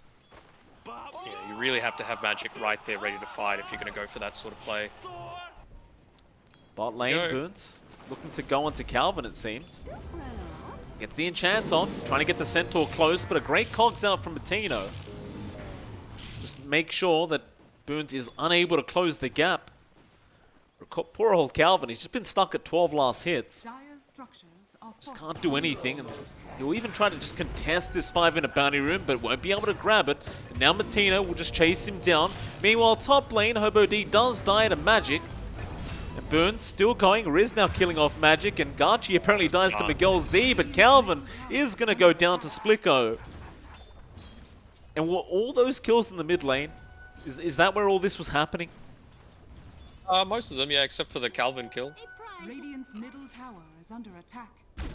It's just still domination out from Adilo Chula. Like, the net worth lead still just sitting at 1k for the Radiant side, but overall they just look very, very comfortable and very strong already. It's just a bit of a struggle. They're just playing this exceptionally well, especially this bottom lane. You know, and Matino's, he's made some nice plays even, making sure to deny the Observer Ward when this Sentry battle's continued on between himself and Boons. When he tossed up the cogs and Boons tried to farm him up with his Centaur as well as his just own right clicks, get the deny off in them as well. It's lots of good little plays, but it just feels like overall the lane's still shifting more and more in their favor. Splicko just giving it to Matino. Now Calvin comes in and he's just gone. Not even close. Matino just, again, just can't help. He had the cogs on cooldown. There's just nothing he could have done. And now top lane, Magic trying to run. Riz is on the chase with the Scorched Earth, and that is definitely a kill onto Magic. Riz, his 4th kill of the game on this Doom already. If this keeps up, it's going to turn to an absolute stomp. I mean, they are just really just so dominant. Miguel, however, at least does kill off Garchi. That really is the saving grace right now for our Cuteanimegirls, as Miguel is having a decent enough time. Yeah, he's performing well in the mid lane, making sure to pressure out Garchi a little bit. I feel like this is the style of hero that Garchi really does enjoy playing as well. You've got to have ones that are not necessarily on autopilot, but ones where you just got to get off a couple of those key spells, and you don't really need to focus on the long term, like when to use what. Magic again being chased down a little bit up this top lane, but Riz just going to sit back at the creep wave and try to soak that up, while LY, he does go into the jungle on that TB. Just realizing there's nothing left to be had up at that top lane. And bot lane, Matino is currently being chased down by the Clockwork. Or rather, is being chased down by the Enchantress, being played by Boons, but Matino, or rather, Miguel does kill off Garchi again. It's that's the 3rd time he's killed off this Queen of Pain just by himself. Getting some love from his team, and it's not even that much of a detractor against Garchi. To be able to do it, he's had to dive behind that tier 1 tower at least twice. So it's ballsy plays that are paying off for them. Miguel now with a haste rune, wants to keep going, but Boons is going to be there to try and give him some harass back. It didn't have the enchant available, so wasn't able to remove that that haste rune. Very unlucky. Does have it up now, but Miguel should be just fine to get himself out if he needs to. I'll just try to pressure this mid tower a bit, but Miguel, he has that Veil of Discord up. does commit with the silence, but Splicko is cutting off Miguel, and that's just great timing out from this Lynx. Or maybe it's not Matino. He's around the corner on the clockwork, but no, they kill off Matino. Miguel is set to go down. They do at least get boons on the Enchantress. But man, it's just Splicko with that rotation getting 2 easy kills and just he's back off again. I suppose the downside of that is you're letting Calvin come slightly back into this game, right? He just did not have a lane at all to begin with, and now he's ahead of Gachi on net worth, opting to go into that Boots of Travel, and it seems clear that his role, as well as Miguel Z, is just to create as much space as he can so that LY is going to be able to transition into that mid-game. Top lane, they commit the Doom. They found the clock. They'll just take whatever they can get. In fact, Splicko just goes after the tier 1 tower. Doesn't even bother chasing down the clockwork. Riz, though, is having a bit of trouble finding him. So there is a chance that he could get himself out of here, Matino, but Riz is still trying to check out the tree line. And he's found him. Yeah, you got him. The battery assault gonna make it a little bit difficult. He'll eventually get there. There we go. 5th kill out for Riz on the Doom. It's a little reminiscent of that Game 1 Tekor Doom. Obviously not quite as dominant, but still sitting at the top of the net worth charts. And, well, despite the fact that it's been going very well and they were just able to take that top tier 1 tower, they're doing the same thing on the bottom side, although mid lane's in a little bit of trouble as well for Cuteanimegirls. Miguel gonna rotate in. Calvin's coming from the backside.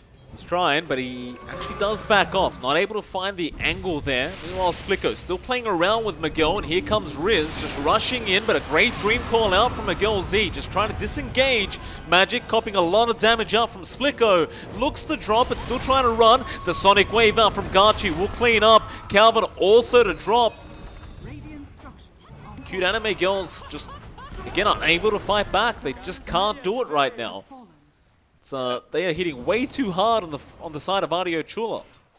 This is what we were talking about in the draft, right? In terms of how they need to start these fights. They need to get that pick-off before going for the objectives, and that's exactly what they were doing, able to get those 2 key pick-offs before the ultimates even were up on Matino as well as Magic. So Matino, he's got it now, but man, I'm sure he would have wished that he had it about 20 seconds earlier. Absolutely.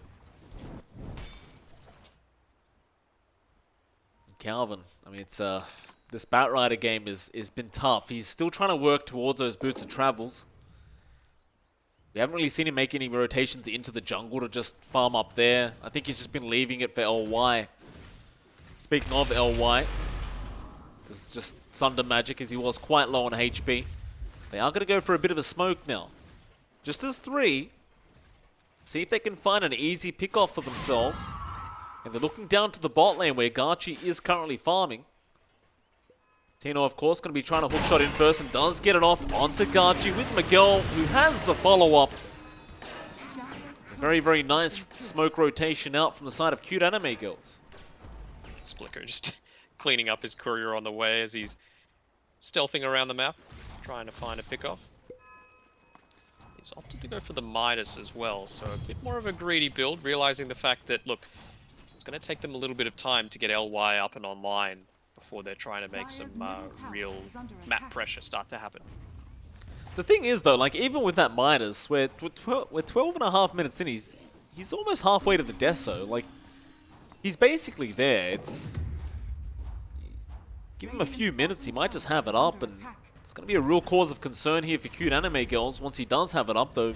For now, bot lane, there is going to be a Doom being thrown out onto LY. Riz will get caught by Matino. There'll be a lasso out from Calvin onto Gachi, but everyone's currently surviving apart from Matino, who does end up going down.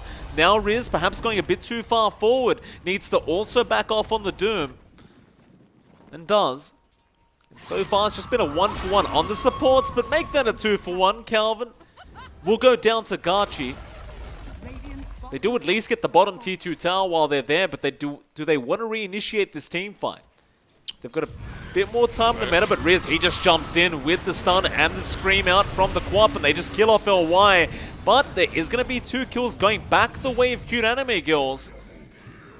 Still, seems though Adilo Chula just finding the advantage every team fight they take. they'll just happily back off now. It's another one of those situations like 13 minutes to be losing your tier 2 tower on the bottom side. That's not good at all. I mean, they've got good vision up as well. Actually, there's 2 observer wards up on this high ground in the Radiant jungle, but it feels like if Cuteanimegirls want, they can just park themselves inside this jungle now that they can take this outpost, and that's a big area of the map that Adilo Chula won't be able to get that key farm anymore. It's very, very true. I didn't even realize the tier 2 was going down that whole time, but LY did actually focus it down just at the end, and he takes it very quick. Look, about 75-80% of the HP off. Oh, they're going to find Hobo D again. They have Dream Coil out from Miguel Z with the silence. Still just trying to juke around Miguel. Does get the phase shift, but no, the Rocket Flare going to connect from Matino, and they will claim the kill. But now top lane, Calvin in a position to try and defend or perhaps even initiate onto Riz. Do also have Magic just around the corner, but they've got plenty more of the Radiant side there, and in fact they have found the Jakiro. Magic is going to go down rather quick. Splicko again just hitting way too hard, and you know, they got the bot tier 2 tower for Cuteanimegirls, but I believe Adilo Chula could take the opposing tier 2 just as fast if they so wish. You can see the pink pings coming out there from Calvin. He really wanted Magic, I think, to be behind that tier 2 tower, just to be in a bit of that safer space to throw out the macro pyre and not force them to use the glyph at that point in time. They just want to be able to sustain that for as long as they can and play a similar role, I suppose, to what Silvos was doing for Seas Better in game number 2 of the previous series. Just keep map control by using your POS5 support's body to just sustain as much as you can. Mid lane. Nice rocket flare out from Matino. Does scout everyone out. They just got the blink out on Miguel now on the courier, so you've got another great form of initiation now for Cuteanimegirls, and I'm sure they'll want to try and make full advantage of it straight away. In fact, Boons might give him a bit of an opportunity now. Matino gonna get lifted up, but there's Miguel with the blink in with the Dream Coil, but Riz trying to find a Doom off. Doesn't quite get there, but Matino will go down, but now the lasso Calvin, he does get Riz, and they do burst him down with the Terrorblade. Garchi now in trouble on the Quap, being chased down by Calvin, and he will end up dying. Back Sunder. Hookshot is gonna be there from Matino, just from a mile away, and Hobo D going for a bit of a cheeky Sunder play, but to me, does not pay off, and Adilo Chula, they lose 4 for the price of 1. Matino did end up buying back on the clockwork, but they're not going to mind that too much on the side of Cuteanimegirls. Yeah, the big win for them came from the fact that they were able to take out the Doom before he got his ultimate off, so they're able to take out Matino though, so that's 50 seconds with no clockwork, guaranteed without a buyback, so maybe they're going to try for a bit more of an aggressive play now. We can see multiple heroes heading up towards this top side. Split Core make a run up. Blink stun Doom. Or dodges. Let's dodge out Miguel. Orb is not going to be that far away. Riz still getting fogged out, however, another phase shift. Miguel, Dream Call is there. Magic is around to help out. She'll drop the macro, but man, oh man, that is too much damage. It's like Splicko gets 3 hits off on you and you're basically gone. Yeah. There was some great individual play coming through from Miguel Z. I think by the point that Splicko that was there, he was dead anyway, but any sort of juking potential was taken away by the use of that macro fire, so I wonder if that's just something he's like, oh, come on, give me a chance to magic about. Calvin also caught out now. He's been doomed up. Jeez, he's trying to deny himself off to the neutral. Scream does not connect, but Riz, the Doom damage with the Scorched Earth was going to be enough. Fortunately, the Mud Golems just don't hit hard, and they couldn't deny him. Still Boons going again after Magic. No... Yeah, there's just no chance. Just one enchant out from Boons, and if Splicko's there, she's gone. That'll be that tier 2 top tower now going down to the side of Adilo Chula. One of those games where with a Jakiro, if you have a few heroes that have slows, Jakiro doesn't have any sort of natural escape potential that's instant, so you're always going to have a rough time. Looking at mid now, Miguel and Matino are around. Splicko going to go scout them out. He is underneath the sentry wards. They'll just blink out of there. Matino does not get stunned up, and LY pops the meta with the dream call out from McGill and the Cogs pushback. They do get Riz. They will lose Matino in the process. That'll be it. Once the meta's out, they just want to disengage, but Hobo D is going to have to cop a death, or perhaps not. He's trying to run out of there, but he cannot get out. Splicko even sticking around, trying to get Calvin, but now Garchi gets caught out on the quap. That's 3 down for the price of 1. It's just that metamorphosis, you can't fight into it. Yeah, absolutely. I think the only time that you can fight into it is when you get that initiation, you get a Doom off at the start of the fight, and then you can have Splicko follow up, but it just feels like that hasn't come together just yet, at least when it's in these, 4v4, 5v5 encounters. Adilo Chula, they're getting the better of it when it's a pick-off potential, but outside of that, it's leaning a bit more towards Cuteanimegirls, and the net worth is reflecting that. Same thing with win probability, just going back and forth across that 50% line.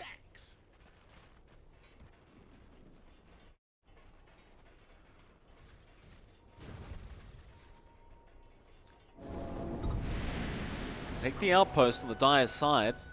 It's like they are going to make this jungle their home for the side of Adilo Chula. LY, he just got that Heaven's Halberd up, so going for that S and Y build up and then just splitting it up to go for the Halberd Manta. It's pretty strong of him in terms of item build up. It's perfectly reasonable at the moment. We've seen how much damage Splicko is able to do, just if he's able to even get off 3, 4 right clicks with those searing arrows. That Desolator's doing a ton of damage. Nice block. Boots. Yeah, it is definitely a nice block, but the Roshan's over. They just can't finish it off, and Matino will go down. They do get Riz out of there. Has Doom, and he's got that Blink Dagger available, so they could look for the turn. They're trying. Miguel gonna get spotted. Splicko doesn't have anything to lock down the puck. Just have to let him go. You still want to hang around for that Roshan. They're going to smoke up, but was that underneath the ward? No, it was under their ward, so they should be fine. Miguel does juke out the smoke. Splicko's still around, but LY seems to be aware of this, so he just turns with the puck. They got the Doom off from Riz. Sonic Wave there, and Calvin does go down, but he'll buy back. Ice Path is out as well. They want to try and turn back around. They want to try and punish, it seems, with that buyback expended from Calvin, but they just can't reach anyone. So pretty much everyone from Adilo Chula is just going to survive, and their only play left is to try and rush the Roshan. Gotten a lot weaker now. Nice job by Splicko to get rid of that sentry ward. That's their only defense right now. Spark going to connect on to Burns. Roshan still very, very healthy. Splicko going on to Calvin. Calvin will die back. Matino, at least hooking in, does catch out the Clinks and the Enchantress. And Splicko looks to die here on the Clinks. However, Garchi, he gets the Aegis. Oh, that's a bit rough. Perhaps they kill him off at least. Garchi gets the Aegis denied. Cogs push back. Garchi should... No, he can't blink out of there. Great silence out from Miguel Z. It's kind of like, was that a win for the side of Adilo Chula? Sacrificing so much to just steal that Aegis away. I think if it was a Gachi solo play, then it would have been okay, but the fact that you don't have Doom or Sonic Wave should be taken into the consideration. And I just don't think there was any way that we're going to win that team fight when you just had Metamorphosis freshly popped. Even now, they've got Dream Coil back up in another 5 seconds, thanks to, well, I was about to say thanks to that Arcane Rune, but with the Arcane Rune, it'll enable them to take the secondary fight after this one really quickly, if they do opt to use it. Smoke up. To be careful. Phase shift one more time. Find Miguel, he does blink away. Splicko still on the chase. No, Dream Coil just going to be thrown out. Just in case there was an Invis. Clinks around. Splicko's actually diverted his attention towards another player right now. It's going to be Calvin. Roaming across the map. That was actually the Rubik Dream Coil. He was trying to go for the puck. But, didn't connect onto him. I was looking at the puck like, wait a minute, why is it not on cooldown? I know he had an Arcane Rune, but it doesn't do that much. But yeah, it was just Hobo D going for it. Splicko just wasting so many resources from Cuteanimegirls. Gets the hook shot and the dust forced out from Matino. A great juke out. The skeletal walk, and looks like they're just ready to keep going. Like, they want to make this push down the mid lane, but seems though they're going to just wait out this BKB on Splico. Yeah, I think that's the important thing to do. You had Splico, it is still daytime, so he was standing underneath the sentry ward, didn't overstay his welcome. And yeah, it's just about getting that next 350 gold. Oh, Dream Coil. Yeah, it is going to be onto Hobo D. He still is alive, in fact throwing out his own Dream Coil now. But Miguel did juke that out, I believe. Riz will jump in, does not get the stun. Now the Yules is going to be out. Matino can't really get in there with Splico around, but Miguel Z's going to try. Won't really be able to get much stun either. Just leave him to back off, but with LY, with that Metamorphosis up, it looks like they want to try and make a push happen in this mid-tier 2 tower. That's exactly what they'll do. 3 minutes, so it's the perfect time to do it. You can still push very, very fast even without the Metamorphosis, just using those illusions, and they're going to smoke up. Now that we've gotten to this stage, look at all these pings going out of the map.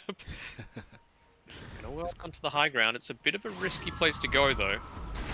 Hookshot is going to be out from Matino. Looks like they have found a huge target, and Splico does go down. Now the Doom and Sonic Wave out from Garchi, but Riz is gone.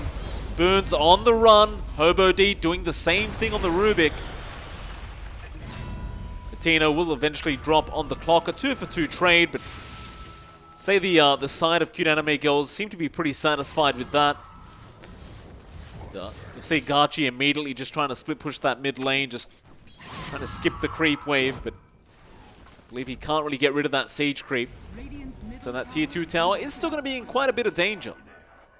He's doing the exact thing he needed to, and he hit a fantastic Sonic Wave in that team fight as well. It was probably couldn't have began in a worse way for Adilo Chula, but he made it work somehow for them to get a somewhat even-ish trade. Sure, you lose your tier 2 from it, but could have been so much worse. Definitely could have. So, a slight net worth lead now. For the first time this game for Cuteanimegirls, just less than 1k. In fact, it's barely anything.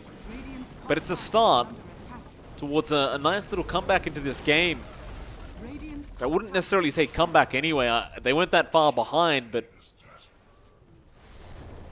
in terms of net worth anyway, at least they have brought it back their way, and it looks like Adilo Chula aren't intending on slowing down at all. Splico will scout out LY. Now spots out Magic and does, of course, take the easier kill on the Jakiro, but a hook shot. Matino not going to land.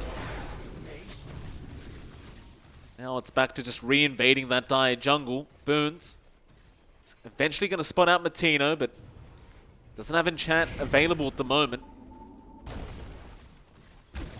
Not just yet, and Calvin, he's finally picked up his Blink Dagger, so 26.5 minutes it's taken for him to get there, but now he's also going to have that initiation as well as just pushing out space and creating more areas of the map for his team to work.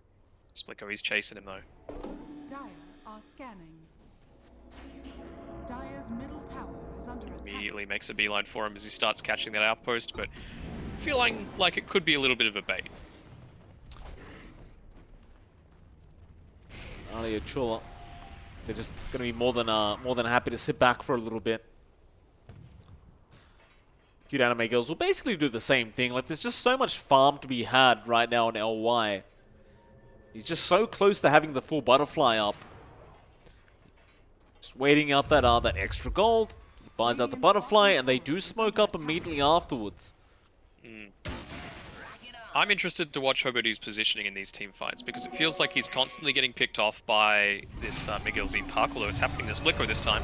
Yeah, Splico does get Dream Coiled, and now the hookshot is there from Matino onto Hobo D, but they want to go after Splico. There's the meta. There goes Hobo D. He's gone on the Rubik. Now Splico falling very, very low and also going down. Everyone from Adilo Chula just kind of forced to run out of there. LY having a quick glance at the Roshan pit, making sure nobody's around. But it looks like that'll be it. A 1-for-2 trade. Going to the way of Cuteanimegirls, and just LY again on that Terrorblade. He just hits way, way too hard once that meta's up. And it seems though Adilo Chula just never in a position to try and fight through it. Importantly as well, that was the 10-second Splicko BKB, so that's slowly going to start to be expended. And yeah, the reason I was watching Hobo D is that he just was spending so much of his money going for this Blink Dagger purchase and getting picked off, having his gold reduce slowly and just delay the timing that he got it. And again, it doesn't really work if you're just on the front lines like that in a really vulnerable position. You need to have your Doom with you that can start to take up that early damage, and then you come in with the counter initiation. But just standing there on the front lines means it's not going to happen.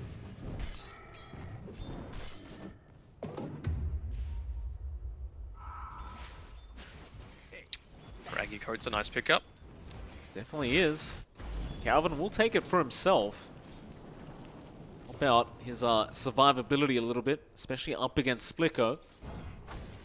You can see that that's his mentality. He's got the Ghost Scepter queued up as soon as he'd finished that Blink Dagger, and only 600 gold away, so he's going to have a lot more survivability very soon. Well, that is the idea, right, with the Batrider. As long as you can just stay alive in the team fight, you can be a real nuisance, even with just the sticky napalm spamming that tends to happen. And the Calvin, he's been spotted and is going to go down. Actually kills himself with the Firefly, breaking the trees around him. Hookshot going to be out from Matino. They have caught Splicko, but they've lost Magic, and Matino, that was wishful thinking with the hookshot. Suddenly it just looks like Adilo Chula, the ones to be reckoned with now.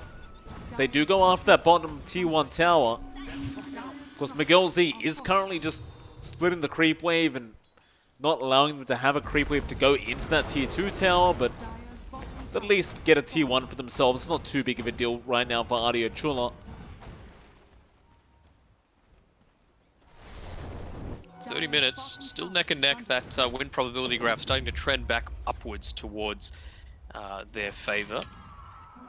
And I don't know, like we just have to think, what are the next key items coming out for both teams? We've got Scythe of Ice queued up by Splicko, so he's going to look for offs. Top lane has BKB'd up, but that Aghanim Scepter Dream Call making it very, very hard for Gachi, but he will just wait it out and will blink out of there. Now Splicko roaming in, but the pings were there. They know he's around. Calvin didn't get the memo. Does go down on the Batrider, and now LY running very, very close. It was a nice ice path, but what's the game plan? They have Metamorphosis, but do they want to take the team fight without Calvin? Well, it looks like they don't really have a choice. The Doom is going to be out. Splicko getting a double, going after a triple now onto Matino, and it looks like it will be taken by Gachi, but this could just be a full team wipe. So LY is the only man left, really, that's still trying to fight. Miguel, he'll go back in and does pick up Hobo D. That'll be it. He's got a vendetta for this Rubik. Every single team fight, he's just constantly chasing him down and making sure that he's not going to have any sort of impact in these team fights. And Roshan's up. They're going to be the first to scout it out on Cuteanimegirls, but they can see that it's not being taken just yet. A bit unfortunate there for Matino. He's just forced to buy back to scout out that Roshan pit, make sure they won't take it. But mid lane, That Scythe of Ice reveal coming in clutch. He's going to go for more Calvin. 10 seconds until it's up again, but he might just have the damage to do it without. Yeah, I think you got to get a little bit closer, but Calvin? I think remember. Yeah, Calvin, he stuck around, he's gone. They might... No, there's no chance they kill off Riz. Not with just a macro pyre. It's a lot of damage out from Magic, but Riz will just TP away. He's just fine, and... Well, now, it's back to a 6k, in fact a 7k net worth lead out for Adilo Chula, and it just happens that quick. You get the advantage for a split second for Cuteanimegirls, and suddenly it just wakes up Adilo Chula. They just take it all back. Yep, 800 net worth going Splicko's way from that kill onto LY. As you mentioned before, it was a 4-kill trade, and then the buyback, of course, coming out from Matino, impacting on their net worth a fair amount. 3 heroes right at the bottom. Even Calvin is 8th on net worth. This is not what you want to see from a Batrider. I feel like his style of play, I think he needs to find that happy medium between, you know, hyper carry that everyone in his team builds around and sacrificial, because I think he's just sacrificing a little bit too much for his team right now. Roshan is going to eventually go the way of Adilo Chula. Nice rocket flare, hook shot. Matino tries to go in, but Riz is there to block, and Splicko does have the Aegis, and they get a clockwork kill. And hookshot is there from Hobo D. He just stole it. It's going to mean nothing. And now you've got another nice little stun to worry about from this guy's Radiant side. Yeah, if he was facing the other way, might have gone for the force stuff back into his own team, but not this time around. I hear a sheep. Splico does kill off Magic. Magic having a very rough game this time. 12 deaths on the Jakiro, and you can't really blame her. I mean, it's a Clinks after all. Splico has been taking the free kill every time he does spot out the Jakiro, but just a very, very rough experience right now. And Cuteanimegirls, how do you defend this high ground? Yeah, it's just gotten to that stage that even, you know, with the Yule Scepter, the Ghost Scepter that Magic has queued up, it's just not going to be enough to withstand through it. That Scythe of Vice is just going to burst through every single time. There goes the top racks. It'll be the first racks of the game going down for Adilo Chula. Cuteanimegirls won't even try fighting back because they were 2 heroes down.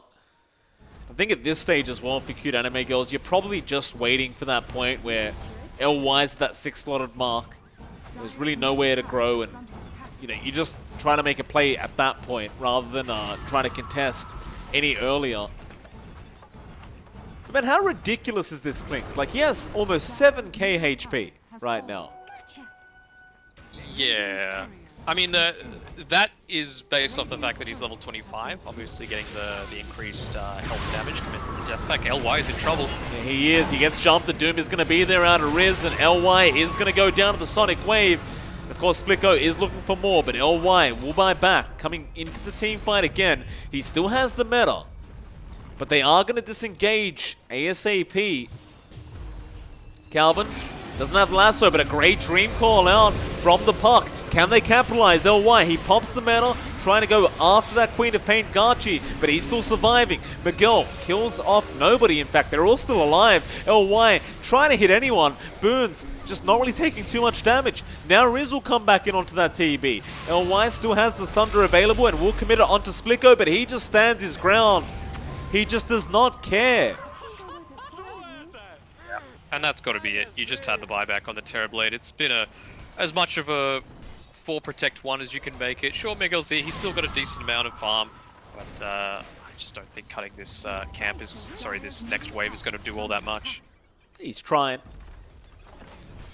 He's going to sneak up on him, and he's gone. Good try. And that'll be it. GG is called by Miguel Z, and that'll be game 1 going to Adilo Chula. I wouldn't really say it was a convincing fashion. It was rather back and forth for the first 20-25 minutes. But that last 10 minutes we just watched Adilo Chula with his Clinks, they just looked so darn dominant. I just think you can't give Boons the Enchantress. I know it was Clinks that ended up winning the game for them, but you need to make Boons think a little bit more. He can just play on autopilot on this Enchantress because it's his real comfort hero. So you got to make him have to actually think about his hero as well as calling the shots throughout the game, because there was nothing that Calvin could do in that laning stage. Got to give you credit on that. I mean, you pointed it out in the drafting phase, and yeah, Boons, he was a fantastic Enchantress. He really was quite dominant throughout all stages of the game, and well, we'll be going into game 2 very, very soon, and we'll see if Cuteanimegirls do give him that hero once again in the next draft. It is MLP Dota and Danog, and we'll be back very, very soon for that second game of this BO2 series.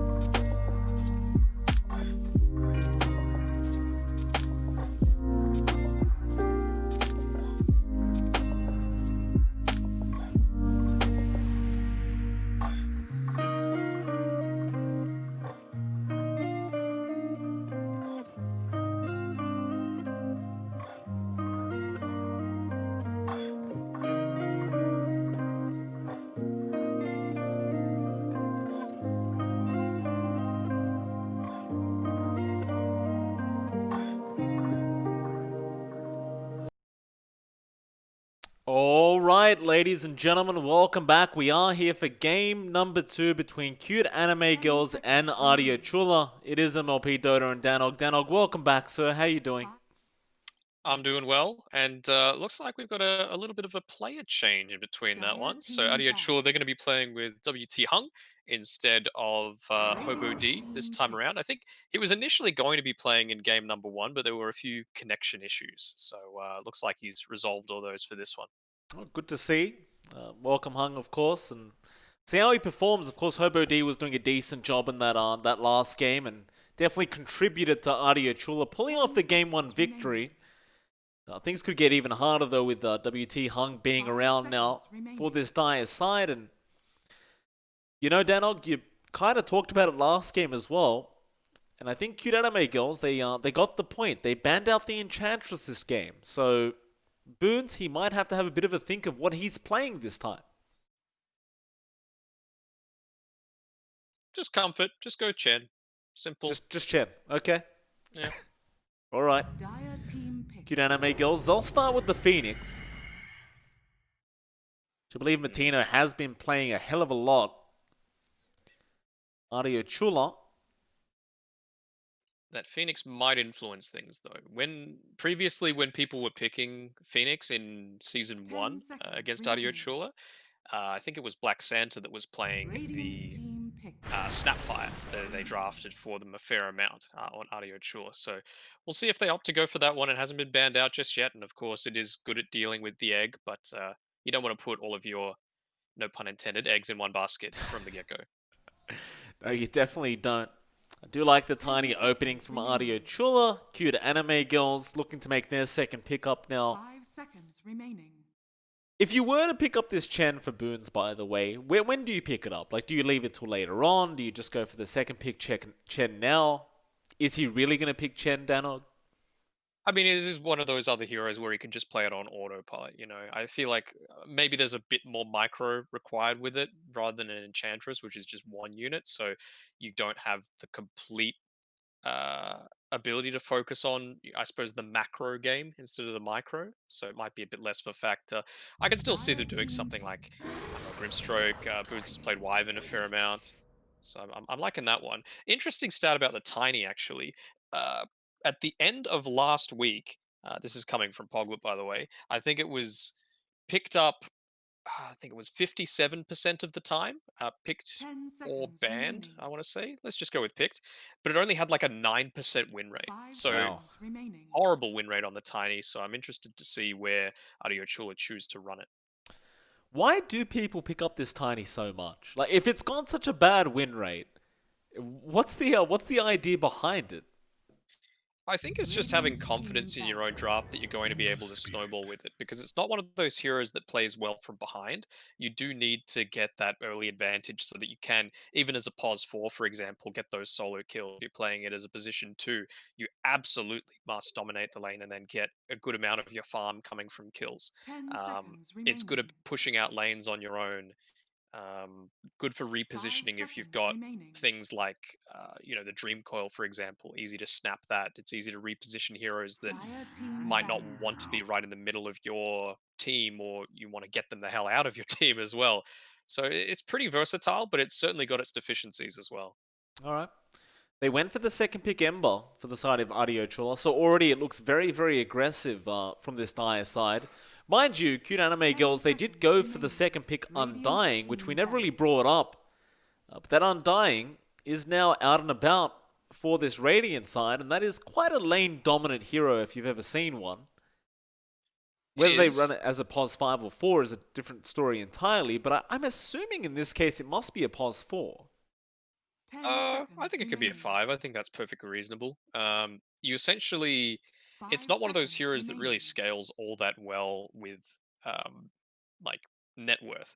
I suppose you only need a couple of key items early on just for your own survivability. You don't really need um, stats, for example, early on with Undying. It's just about regen, being able to Dire team outtrade the ban. enemy team. And then I think Radiant people team really ban. sleep on Flesh Golem. Since it was changed to just provide a flat increase of, I want to say, 30% extra damage when you right click someone. let me see, 25 at level 1, 30 level 2, 35 at level 3. That's just insane. Like a single Dire right team click ban. for 6 seconds of 25% extra damage and a Red team 40% slow or pick. something ridiculous Radiant like that team pick. is nuts. It's just about getting into the right position to get that off after dropping your tombstone. That's the big issue. Okay. Well, Adilo Chula, they're going to make getting in range for that Undying even harder now. The Venomancer is out, and it's a very disruptive kind of hero. We saw it earlier on today, and it was very, very effective being played by Tekor. See how they do perform 5 with it seconds on remaining. Adilo Chula, but Cuteanimegirls now seeing that Venomancer. How do you respond to this? Don't It pick a is void for starters. sure. Hmm.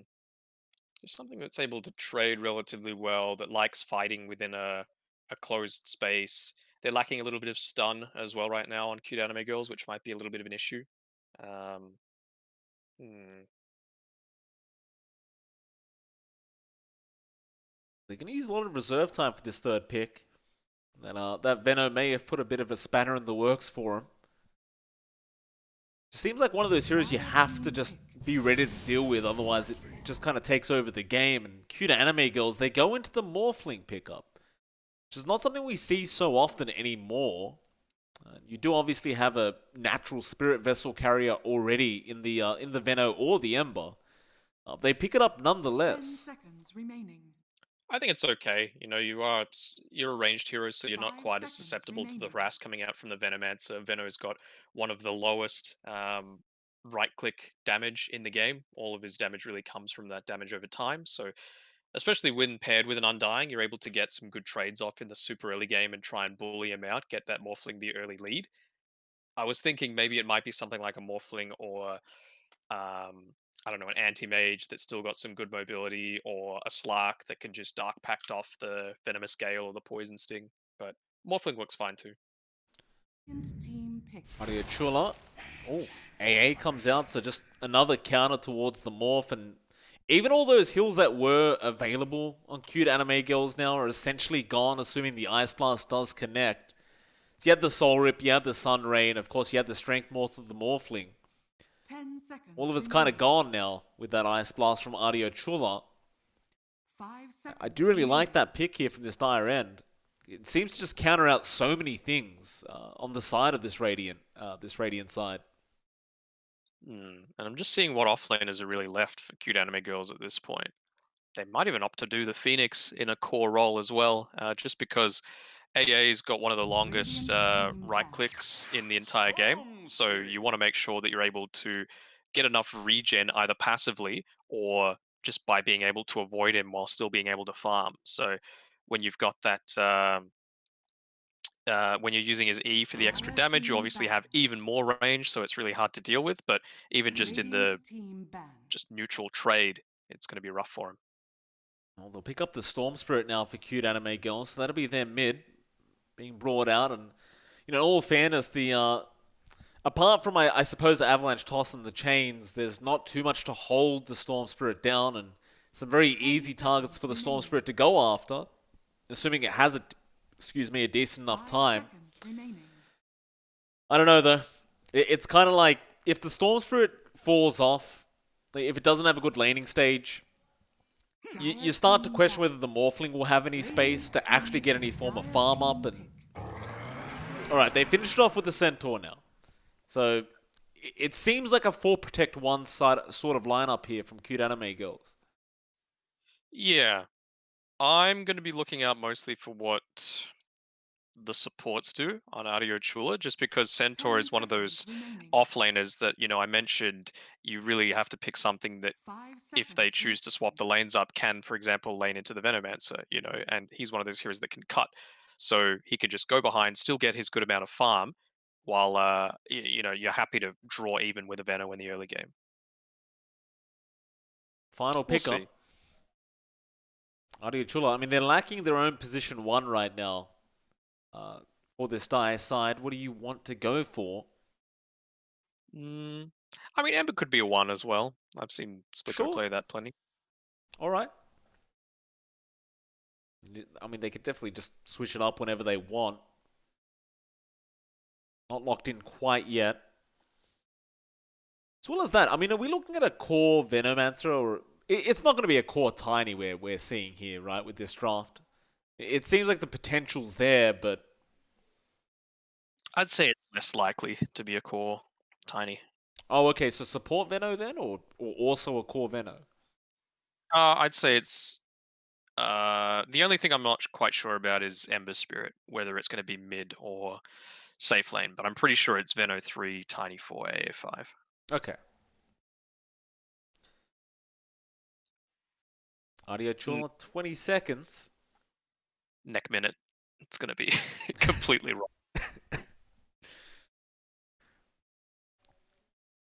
We'll let it drag out all the way down to that 10-second mark now, and oh, okay. The Naga Siren comes out from Adilo Chula. Not something I was quite expecting.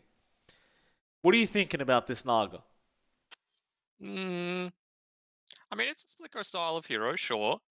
Minus armor's pretty good to deal with a lot of this stuff. You can really chunk through that tombstone as well, which is nice. And while it's not guaranteed lockdown for Miguel Z, you can still use the Song of the Siren and then just have the avalanche layered on top of that, so you can, for example, get your net, your ensnare done after that. Very Still, yeah, yeah. it should be a very interesting game too between these two. And of course, Cuteanimegirls don't want to just get too owed here. They'd rather at least draw if they can afford to. Yeah, I mean, this season, I feel like in season 1 there was a pretty clear divide between the top 6 teams that made it through to playoffs and the 4 that didn't. I think it was a gap of about 6 or 7 wins that separated them. This time around, though, I feel like there's at least 8 teams that are vying for a spot in that top 6. So I think there's going to be at least 2 teams that people are like, oh, damn, they didn't make it through, that are going to, unfortunately, fall just a little bit short. And Cuteanimegirls, they haven't had the best record just yet. I think they're sitting at 2-4 at the start of this series. So they don't want to be dropping all too many games. Otherwise, they're in danger territory early on. See if they can turn it around now. Just doesn't look very doesn't look very simple up against a team like this that they just seem to have everything down pat. They're very coordinated. Their drafts just look fantastic, and we'll see how everything goes. Of course, WT Hung brought it up earlier on, but he's been brought in to sub out Hobo D. See how he does perform on that position for Tiny. Haven't had the pleasure of seeing him yet today. No, I think he's a proud new dad, I think. So that's why he's been playing a little bit less. Oh, congratulations to him in that case.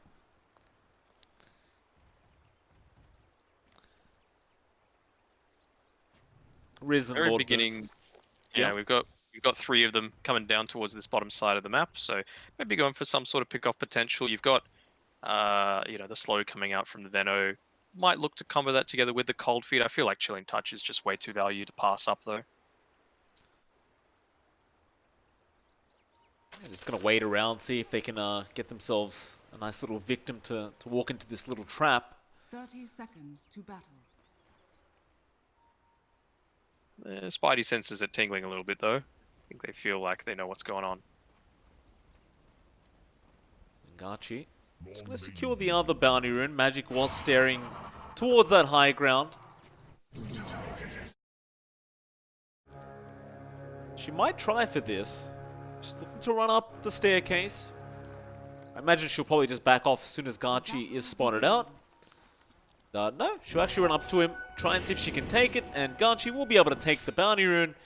And now we'll proceed to harass out the Undying just a little bit, as he does walk his way back to the mid lane. But Riz and WT Hung are still around. Looks like Hung is, I thought he was just going to keep chasing her down, but looks like he'll make his way back to the lane with his Veno, and well, they aren't going to stick around with this tri-lane or anything like that. They are just going to run the standard dual lanes. Yeah, it's going to be a little bit rough for this Undying, though. Opting to go for the Boots of Speed, and only had 2 tangos, obviously passing towards mid, as the +5 needs to do. Has the courier coming out because of those bounties that they were able to snare up, but it's still only tangos coming through.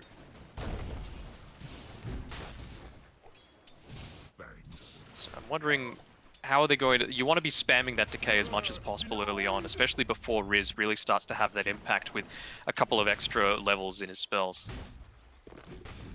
Magic will just keep giving it to WT Hung, and he's taking a lot of damage. One more hit will basically do it. Can't reach, so Magic just backs off, happy with the damage she's done. In fact, no, she's not. She wants to go for more. Hung will run around the tree line and be just fine. But never mind, there goes the courier of Riz. She's only got 2 more decays though, so she needs to be a little bit more... I was about to say a little bit more careful about when she throws it out and just misses one on cue. It's the real weakness about the Undying though in the laning stage, right? You run out of mana and then you don't do anything. And you need to buy mangoes or clarities and just try to get it back up. And you know, I don't even know how long it was, but in previous patches you used to just deny yourself off to a tier 2 tower. But it seems that they just don't do that anymore. They'll opt to buy more mangoes. LY? And, yeah, LY's in big trouble. Very fire, but the creep block coming out from his own creep wave might be enough, and yeah, they get the kill. He got the first blood at least. So, gets a nice amount of gold from WT Hung before he does go down. It's a big win, and Magic, she's level 2 as well, so she's going to have that soul rip available. Great for sustain, especially with someone like a Morphling. Does so much of his percentage of HP. And she's got a couple of mangoes out for her now, yeah. I was a little surprised with that boots of speed. I thought if she wanted the movement just to be able to catch up to the Veno, she might have gone a Windlace and then 3 mangoes, you know, even just for the passive regen that you can get from that. Might go for a kill here onto Riz, actually. They tried not to LY. It was a toss back from WT Hung, but with that soul rip out, Magic just going to chase Riz down. Hung unable to do much else. Looks like both sides will get out of there. In fact, Magic could be in trouble now. They toss her back. That's her last decay. She does have a mango available, but probably won't even bother popping it. It's definitely just going to die here. And LY did try to get in range to try and get the deny off, but wasn't quite there in time.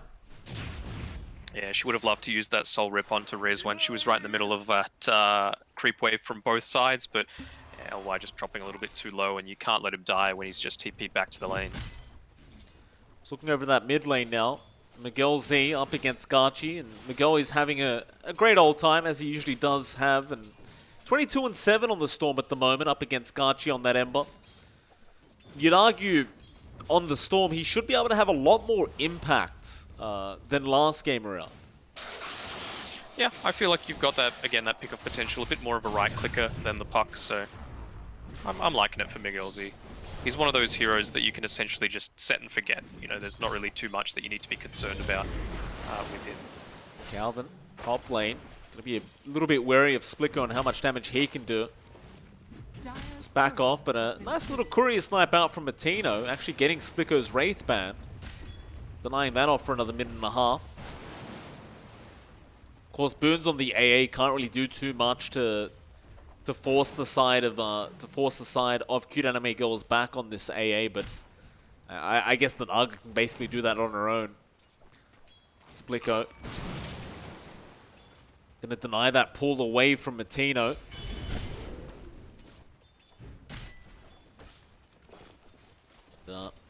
Calvin is gonna run his way back in. It's one of those weird lanes where it feels like nothing happens. They just kind of trade farm.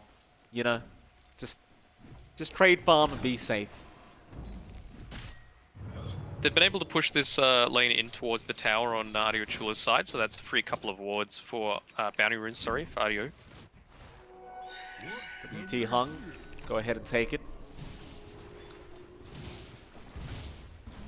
Magic finding herself low again on this Undying with not really too much mana. LY still having a decent time, however, on the Morphling. Not really struggling in terms of CS at all, and Riz unable to really apply as much pressure as he would like to on this Morphling. I thought it would be a little bit more dominant, but LY really just doesn't seem to struggle whatsoever. Oh, just missing out on the ball. No, actually getting it through there on Magic, so nicely done. She's just had a bit more regen delivered through to herself. Lost back on LY. So just going to be a bit of tick damage out from Riz, but nothing to write home about. Yeah. Importantly, Magic has hit onto that level 4, so with that, if she can pop a Clarity now, she should be ready for a fight the next time the creeps meet and she's really needed. Because it does cost a fair chunk to get that Tombstone off as well as the Soul Rip. Like WT Hung checks the 6-minute power rune down at the bot lane, but it's not going to be there, so Gachi will know it's up at the top lane and does manage to take it for himself. It's going to be a little bit unfortunate for the Storm, but Miguel will spot out the Tiny now. Will try to make the jump in. Does have that level 6, so he can keep going, but will not be able to actually jump on top of the Tiny. We'll have to let him go. And Miguel's still doing just great, though. Like, he's top of the CS board right now. You don't really see him struggling whatsoever. He's just fine. Net worth looking much more even this time around. There's no real clear winner like last time, and it's generally how these sorts of lanes are meant to go if you do opt to choose your lane setups correctly. I think Calvin's noticing the biggest change from game 1. Well, Miguel, he's getting very low. Gachi wants to make a chase for this. Miguel actually out of mana, but Gachi unwilling to make the tier 1 dive. It's probably better off he didn't anyway, because the Phoenix was just around the corner. Tino will make his way back up towards the top lane of the Phoenix. Splicker's also having a fantastic time right now on this Naga Siren. Still behind LY in terms of CS, but you'd expect him to start to take over as time goes on, because it is a Naga Siren after all. It's kind of what she does. True, but she is very greedy around the map, and I feel like it's going to require a lot of this sort of stuff happening from Miguel Z. Just rotates down, gets the kill, and it's just about enabling LY with the gold that he's able to get from that. Didn't have to commit all too far away, can just go straight back towards the creep wave. Very nice rotation indeed. Go back to that mid lane. Gachi, he hasn't really moved at all yet. He's just happy to farm. Let's see who gets lucky this time, and it's going to be Miguel Z getting that Invis rune. Gachi would have really appreciated that, having that empty bottle available for himself, but he's finished up his power treads, so... Is he going... Okay, he's going to drums, so just trying to be a bit more active, I suppose, once he picks up a few of those earlier items. All these Veno wards being placed down at the bot lane just seem to be free farm for LY. So he doesn't struggle to take them out at all. WT Hung going to make his way back in on the Tiny. It's still not quite at that point where you want to be dropping the Tombstone. You know, maxing out the Soul Rip, in my opinion, this is the correct build for the Undying. Tombstone level 1 can still just get so much more done, and you typically want to use it around the time where, you know, you've got a clear teamfight advantage or you're going for those chase down pickups and you just need that little bit of extra movement slow. Yeah, top lane, Cuteanimegirls. Radiant's middle tower is under In attack. fact, never mind. Tino going to TP into the mid lane now, just defend that tier 1 tower. Dire's top tower is under Still going to try and slowly siege away at this top tier 1. Just Miguel and Calvin going to get that job done. They do have Lord Boons, who's just sitting in the tree line and just chilling out at the moment, but there's just nothing he can do. They are TPing in. Gachi will be there on the Ember. Won't really be able to get too much done. In fact, mid lane, WT Hung has to be a little bit wary of the zip in from Miguel. Avalanche is out, but Hung, well, Toss is actually going to delay things, but not quite enough. Miguel Z able to pick up the kill on the Storm. But he's 15 seconds away from the runes respawning again, so it's just great timing. However, top lane, Boons does get caught out. Calvin is going to be very, very low on the Centaur and also does die. Not sure if that's really considered worth for Calvin, giving his life away for the support AA. A little bit of a late Tombstone going out there from Magic, not wanting to use it as she's contesting the runes, so it's still going to go the way of the Venomancer, picking that one up.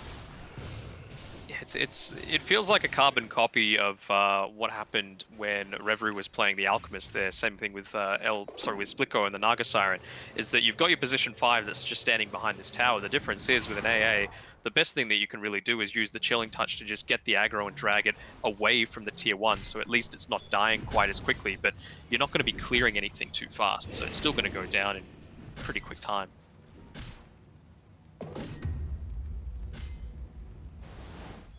So just trying to focus in on that top tier 1 tower here, Cuteanimegirls. Looks like this time around they should be able to get it. Of course, Riz is trying to also work his way towards that bottom tier 1. The only problem being LY is still there, just farming the creep wave pretty freely.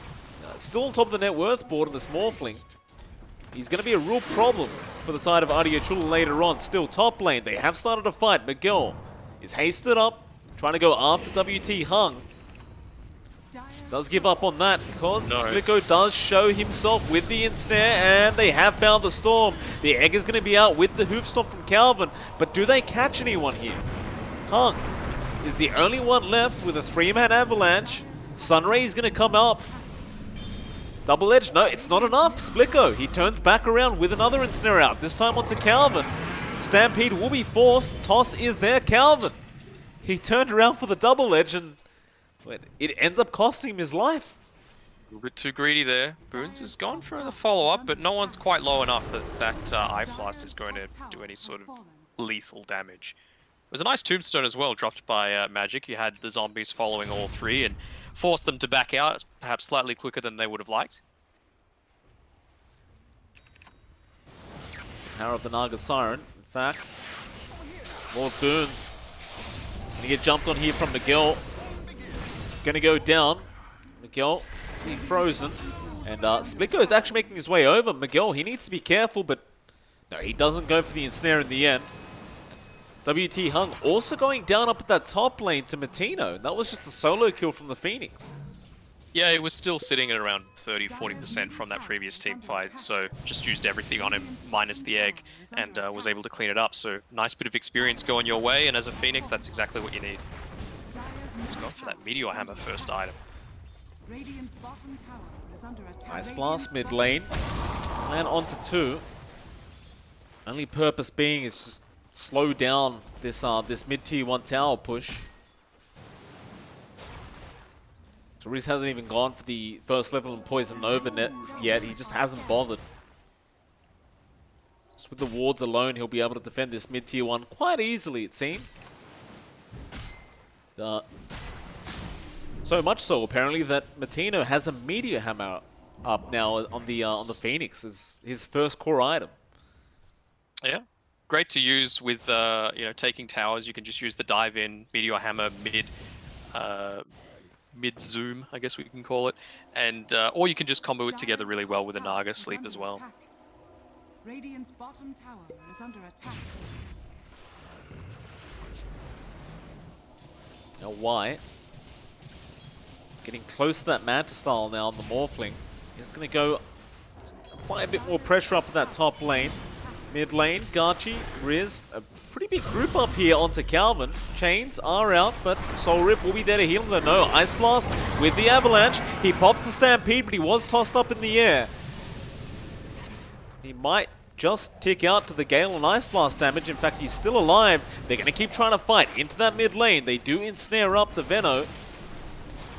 Riz will be fine. Calvin just barely surviving with his life intact.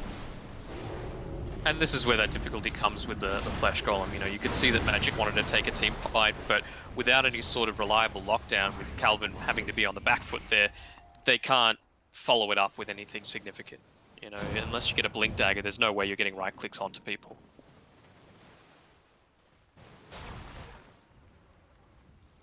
So they're still going to defend their tier 1 tower. You've got Matino just waiting around. He's still got that Meteor Hammer on hand, and Icarus dives up in another 5 seconds, but doesn't seem like Adilo Chula want to let this one go. Splitco going to show himself, run straight into Miguel with Magic just around, and he'll just pop the song. WT Hung going to be there to help out, and well, actually they'll just let him go.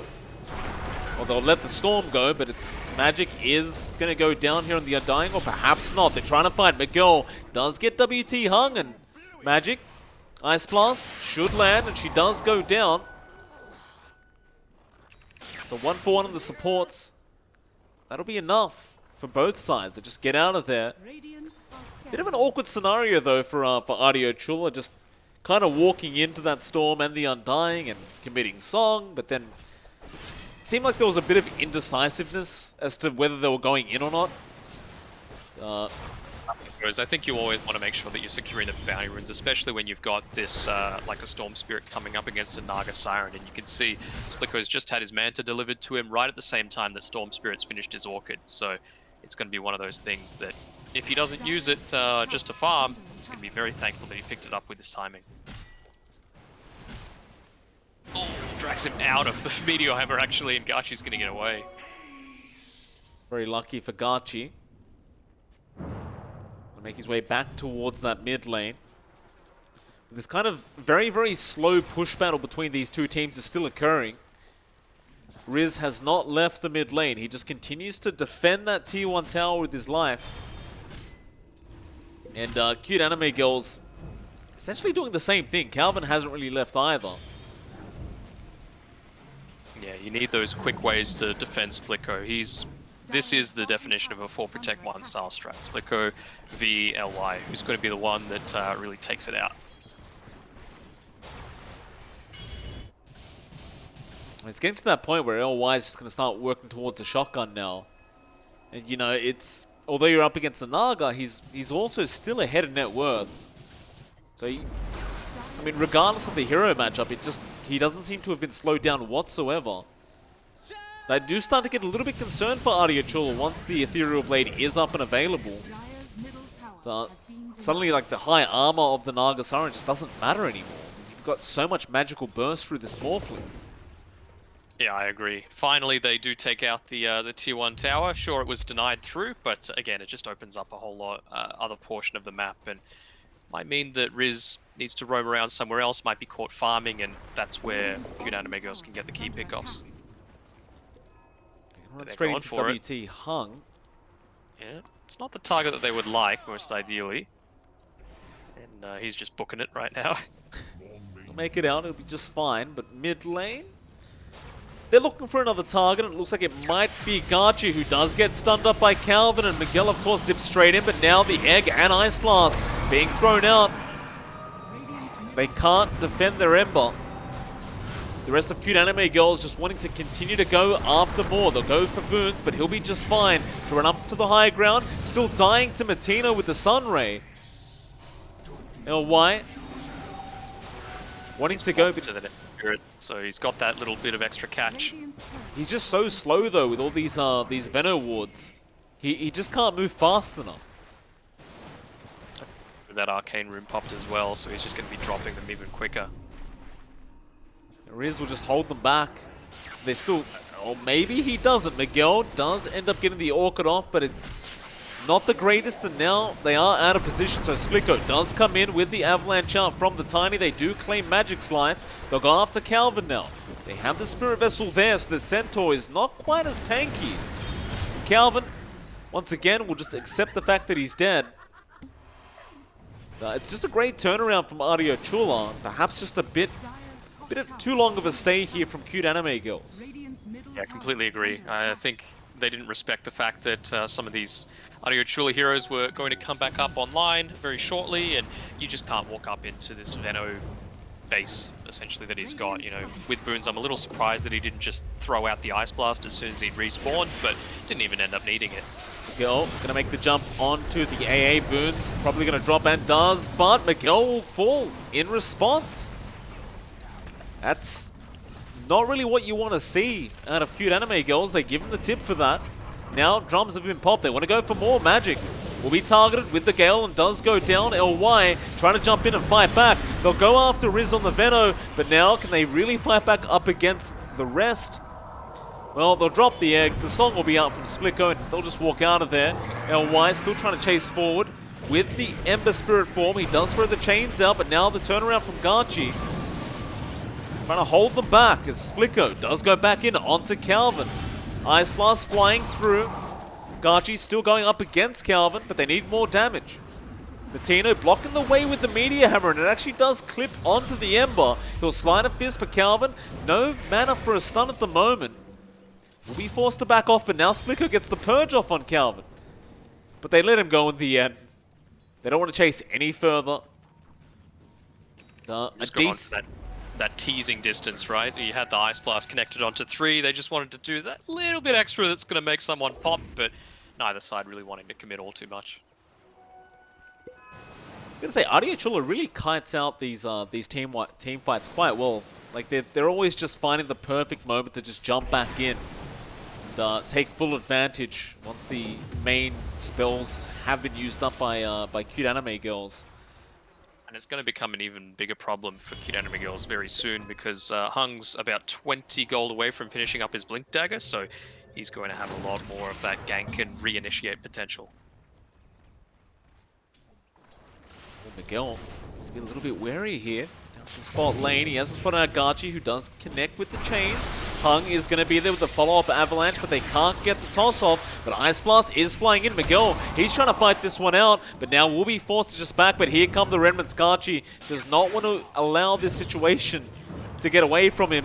And he Remnants forward, and he does get the Storm kill once again. And he'll go for more now. Magic will try for the TP play. She make it out? She will.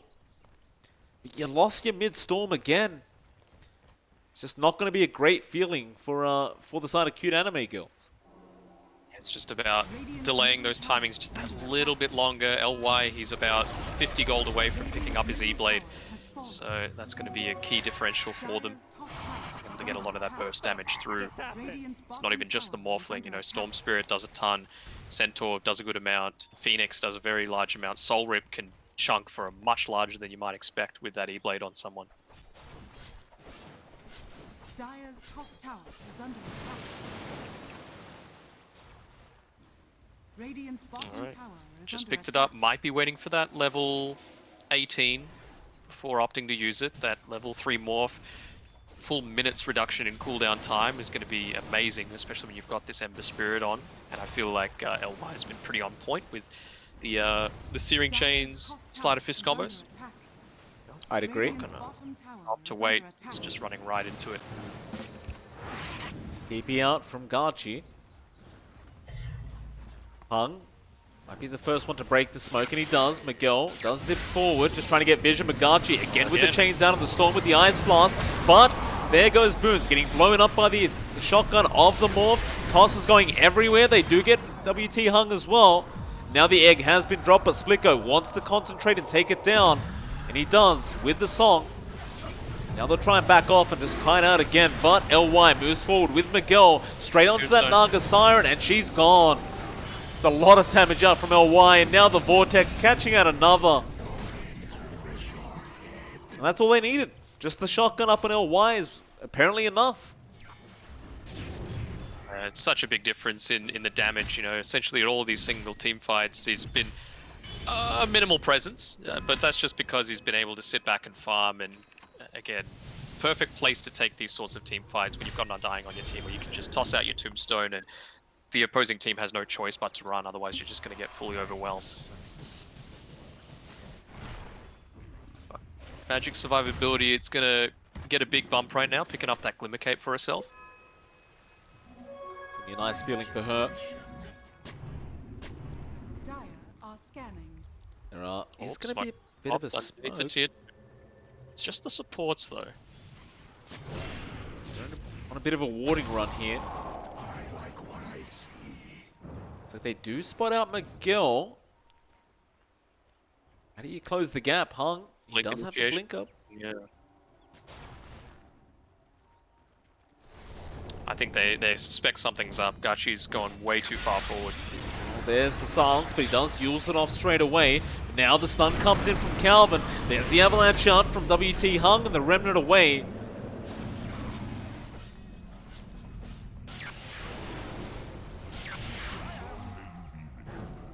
Both teams kind of on the edge right now. Of course, Cuteanimegirls with a slight net worth lead, but it's only 3 to 4k, 25 minutes, not too big of a deal. I'm a little bit surprised about is the fact that Splico is only at level 16 versus the level 19 on Lose Yourself. You know, he's been sitting back, he's been farming in his own jungle, he's been farming relatively safe creep waves, and yeah, just doesn't seem to have the same experience gain from it. Remind me though, do Venom Worlds give XP? I honestly can't remember. I'm going to go ahead and say no and risk being wrong.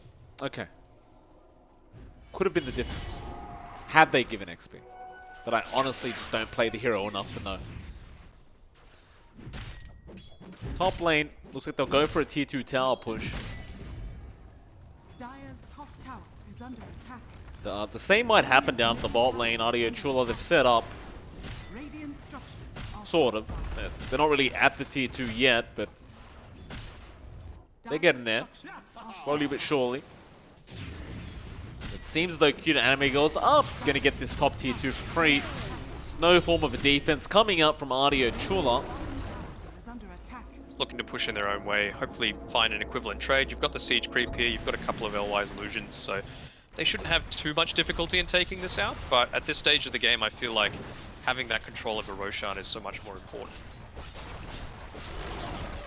Radiant's bottom tower. Tino going to run straight into Garchi, and Garchi will break the smoke of Magic and Counter smoke. Tino. Ice Blast actually going to connect on the Phoenix. Garchi with the chains, but there is going to be a Vortex out from the Storm. Now Stampede, there goes Lord Boons, getting blown up by LY, who does waveform forward. Splico trying to focus down the egg, but it is going to be no good. The egg does pop, and Matino just keeps moving forward. Meanwhile, Garchi almost getting blown up. LY will turn back around, going north. They'll go after Lord Boons again. So he does buy back, and they just want the dieback straight off the bat, and they'll get it. LY able to kill him a second time. Now it's straight after WT Hung. Calvin getting the stun off, and another kill out for Cuteanimegirls straight into the Roshan pit. And that is the risk of running a Tiny, you know, regardless of what position you're playing it in. If it's in the hands of a Morphling, that Avalanche Toss combo, it does a hell of a lot of work.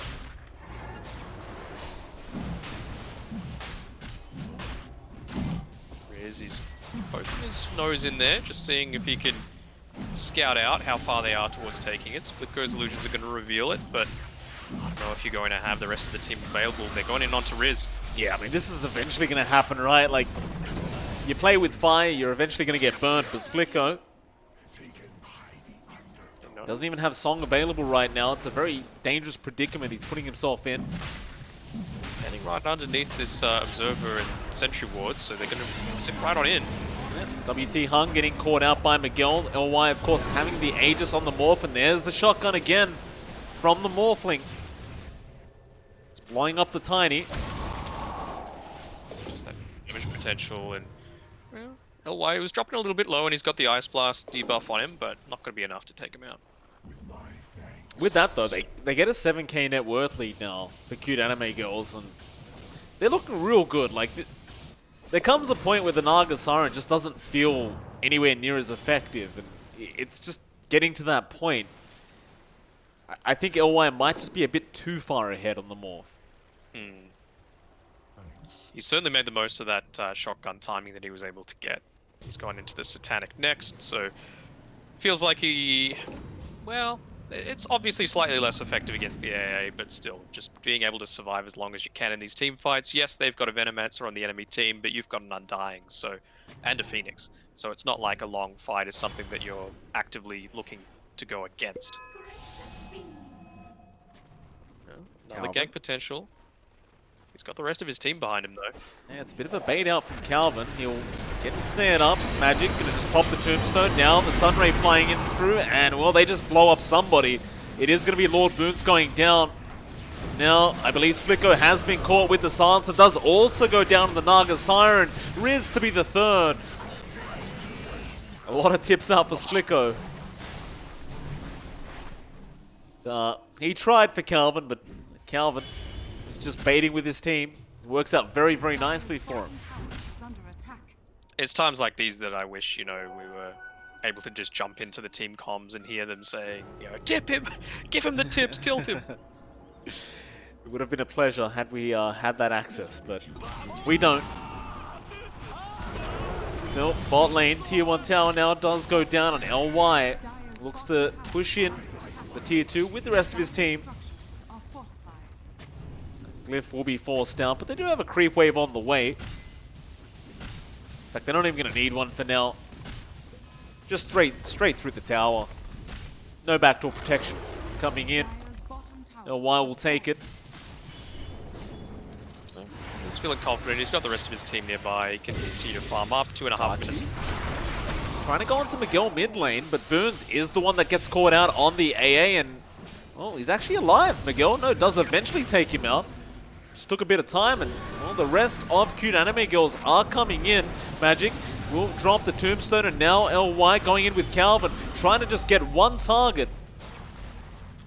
Splicko will just Shadow Blade, but a great chains out from LY. Still, Splicko will turn around to try and fight it. LY, he is out of mana.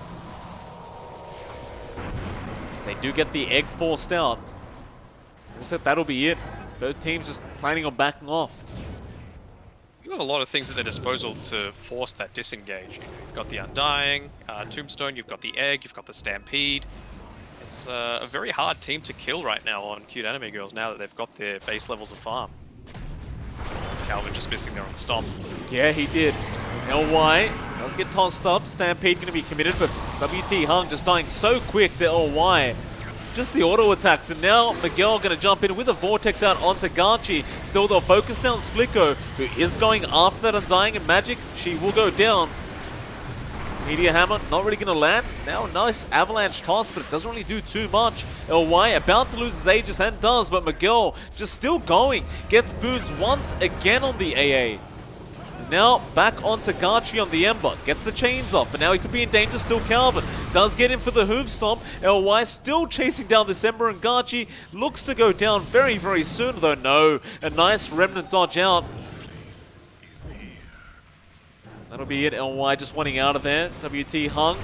No blind avalanche being thrown. Still, they'll go after the Phoenix now. So they will manage to at least get Matino.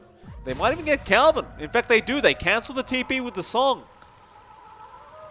They'll surround. Radiant's top tower is under Calvin, attack. nice blink out. Spirit Vessel will eventually come through, and TPs are coming in to try and help him out. He is a very, very tanky boy right now. Magic gonna join in, but she gets silenced immediately, and she's just gone. LY also gonna jump in with an avalanche, but now Gachi gets the chains on. They'll make the chase with the Spirit Vessel and the Ice Blast. He might just be dead, and he will be. Oh, that's a pretty big deal. No buyback available on LY. He just bought his Reaver and the Claymore as well to finish up his Satanic, going in a little too early. Dire's middle tower Luckily for him, all the creep waves are basically pushed out towards the Dire's side, so it's not really like they're going to be able to get too much out of this. So he should be back up by the time they would reach his high ground, if even that. You got a feel for Magic, you know, just TPing into that team fight, getting completely burst down before she can get off a single spell. Life of the support, mate. Life of the support. Don't I know it? We accept it, mate. Abyssal Blade's now up on Splicko. So you've got some decent lockdown now on this Naga Siren. Is it going to be game-changing enough, though? It feels like they need that Abyssal Blade to either lock down the Storm or the Morph and just get the Ice Blast down and just blow them up. Just kind of a question of who do you aim for? Would you rather LY? Would you rather Miguel be focused down by Splicko? I would say LY if they're able to get that initial burst onto him. It does require that blink, that Abyssal Blade though, right? Because you've got those tiny little windows where you can still cast something if you get the tiny combo onto you. So he's going to start morphing if that's the case. It's really only the Abyssal Blade that's going to be able to get him that far. Hard up now on Calvin.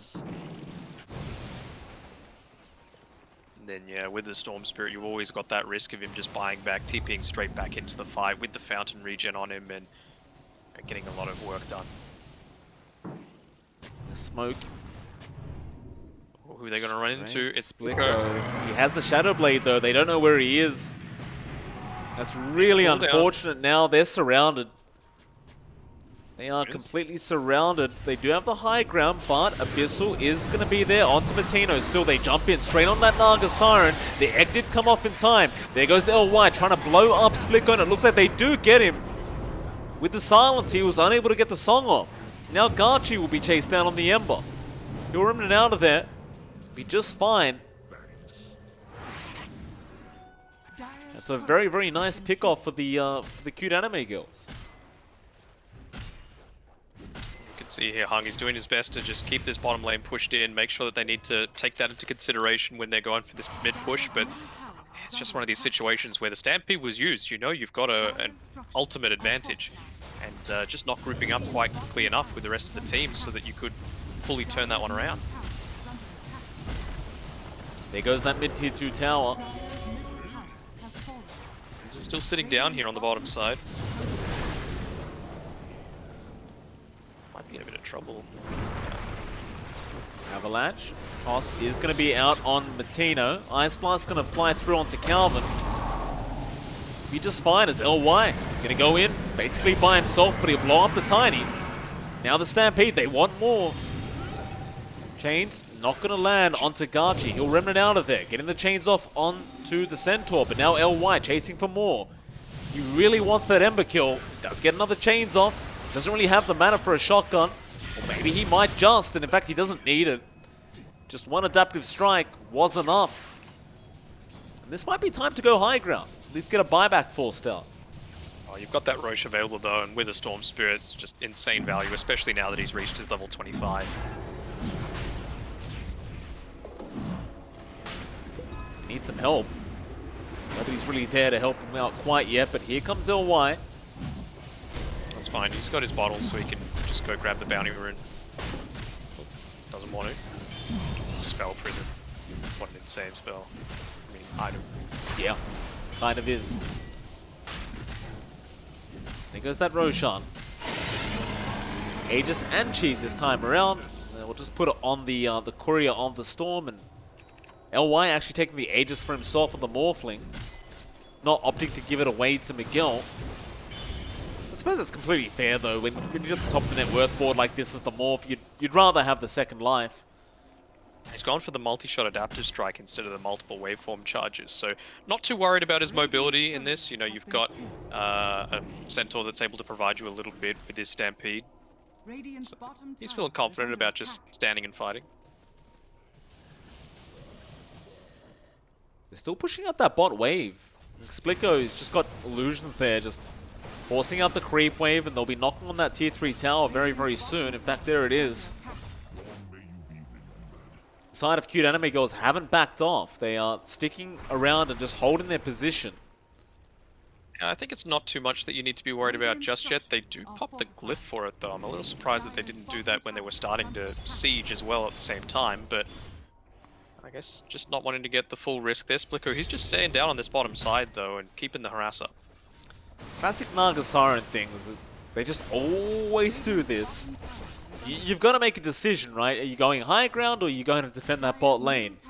Well, Calvin, he's had enough. He's going high ground, just by himself, into that tier 3 tower. At least we're still not in the meta where Naga Sirens, you know, would build the Radiance and literally just run their illusions down the lane, and there was nothing you could do about it. Yeah, don't remind me of that crap. That was terrible. Prince's knife is gonna just be left on the ground apparently. Matino. Come on, Matino. No, nobody wants it. All right, I mean, they'll just LY leave it was be. picking it up about 50 times, so Korea's picking it up maybe? Nope. All right. Just there. Matino, he's not opting to go for lots of little items. He's just got Meteor, Shivers, Tranquils. 3 free item slots. Jump in, toss, out on Calvin, but WT Hung just gets blown up. There's that rain tracks going down. They'll take the team fight, but Miguel will just zip in onto Lord Boots, taking him out, and now Riz is in huge, huge trouble. He'll also go down on the Veno. They get the Abyssal off on the Storm Spirit, but can they take him down fast enough? He's in his backpack, what? He's just fine. That's risky. The Rax is eventually going to go down.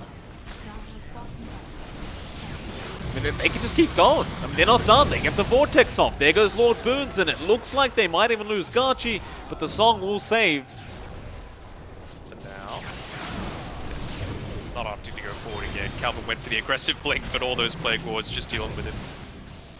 So many adaptive strikes just flying out from LY, and just gonna kind of have to watch their backs as to how much damage they're taking.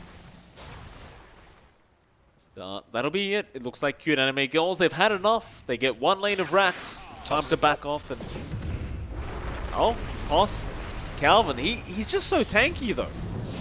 Can you actually kill him? Especially with that Sunray coming out. They do ensnare him up, but LY jumping back in. He's very low on mana. Stampede available again. Doesn't really have the mana for it at the moment. Zip in, Miguel, great Vortex out with that Aghanim Scepter, just holding all three in, and now Calvin gets a three-man stun off, or rather two, but it doesn't matter. They kill off the Naga, they kill off Riz on the Veno. Splitco, he'll buy back immediately, but this could be the final ditch defense out for Adilo Chula. Everyone on the side of Cuteanimegirls very, very low at the moment. So they are susceptible to dying, and they might just get the Aegis off LY.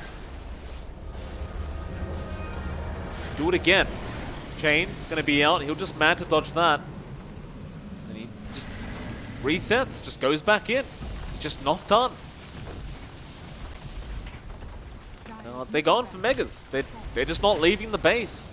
Cuteanimegirls, they see the opening. Especially as they pick off Riz. He's off to the sidelines for another full minute. Magic's essentially not even a hero right now, sitting on such low health and mana. But it doesn't even matter. It's gotten to the point where this Morphling's just out of control. WT hung. He blinked in. Does get a toss-up on Calvin, but he just throws him up in the air, and he's gone without buyback. And there's the GG. They've called it. This series will indeed end up ending in a 1-1. I'd say both teams would be relatively okay with that. I'd say they're similar quality, and Cuteanimegirls, luckily for them, they don't take another 0-2, so they're still very much in contention for those top 6 spots. Although we are only in week 3 out of what, 8, I think, that we've got throughout the tournament. So yeah, it's looking good and competitive. I've never seen a league with so few 2-0s and so many draws. There has been a lot. Still, Dano, that is it for tonight.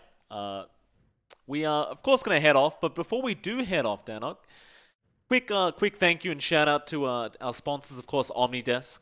If you haven't already, there is a link down below the Twitch channel where you can go check out the Omnidesks, and there is also a discount code where you can get a bit of a discount for yourself. And don't forget to vote for your weekly MVP either. Of course, last week's MVP is displayed on the screen right now. And this will be all powered by Omnidesk, and you'll be able to vote this week as well for your favorites and see who can win at the end of the season. Danog, I hope you've been voting. I have been voting. I've been waiting until the end of the week to do it, so I can get the full gambit of games within my mind before I make my decision. But I know for a fact that Fury's been campaigning hard, so it wouldn't surprise me if he's going to be public choice for the majority of the weeks. But Spag is definitely worthy as the staff/caster choice for week number 2, but it's definitely wide open as to who's going to take it for week 3. Absolutely. With that, Danog, it's time for us to head off. It is MLP Dota and Danog, and we'll see you guys next time for some more great Oceanic Dota. We'll see you then.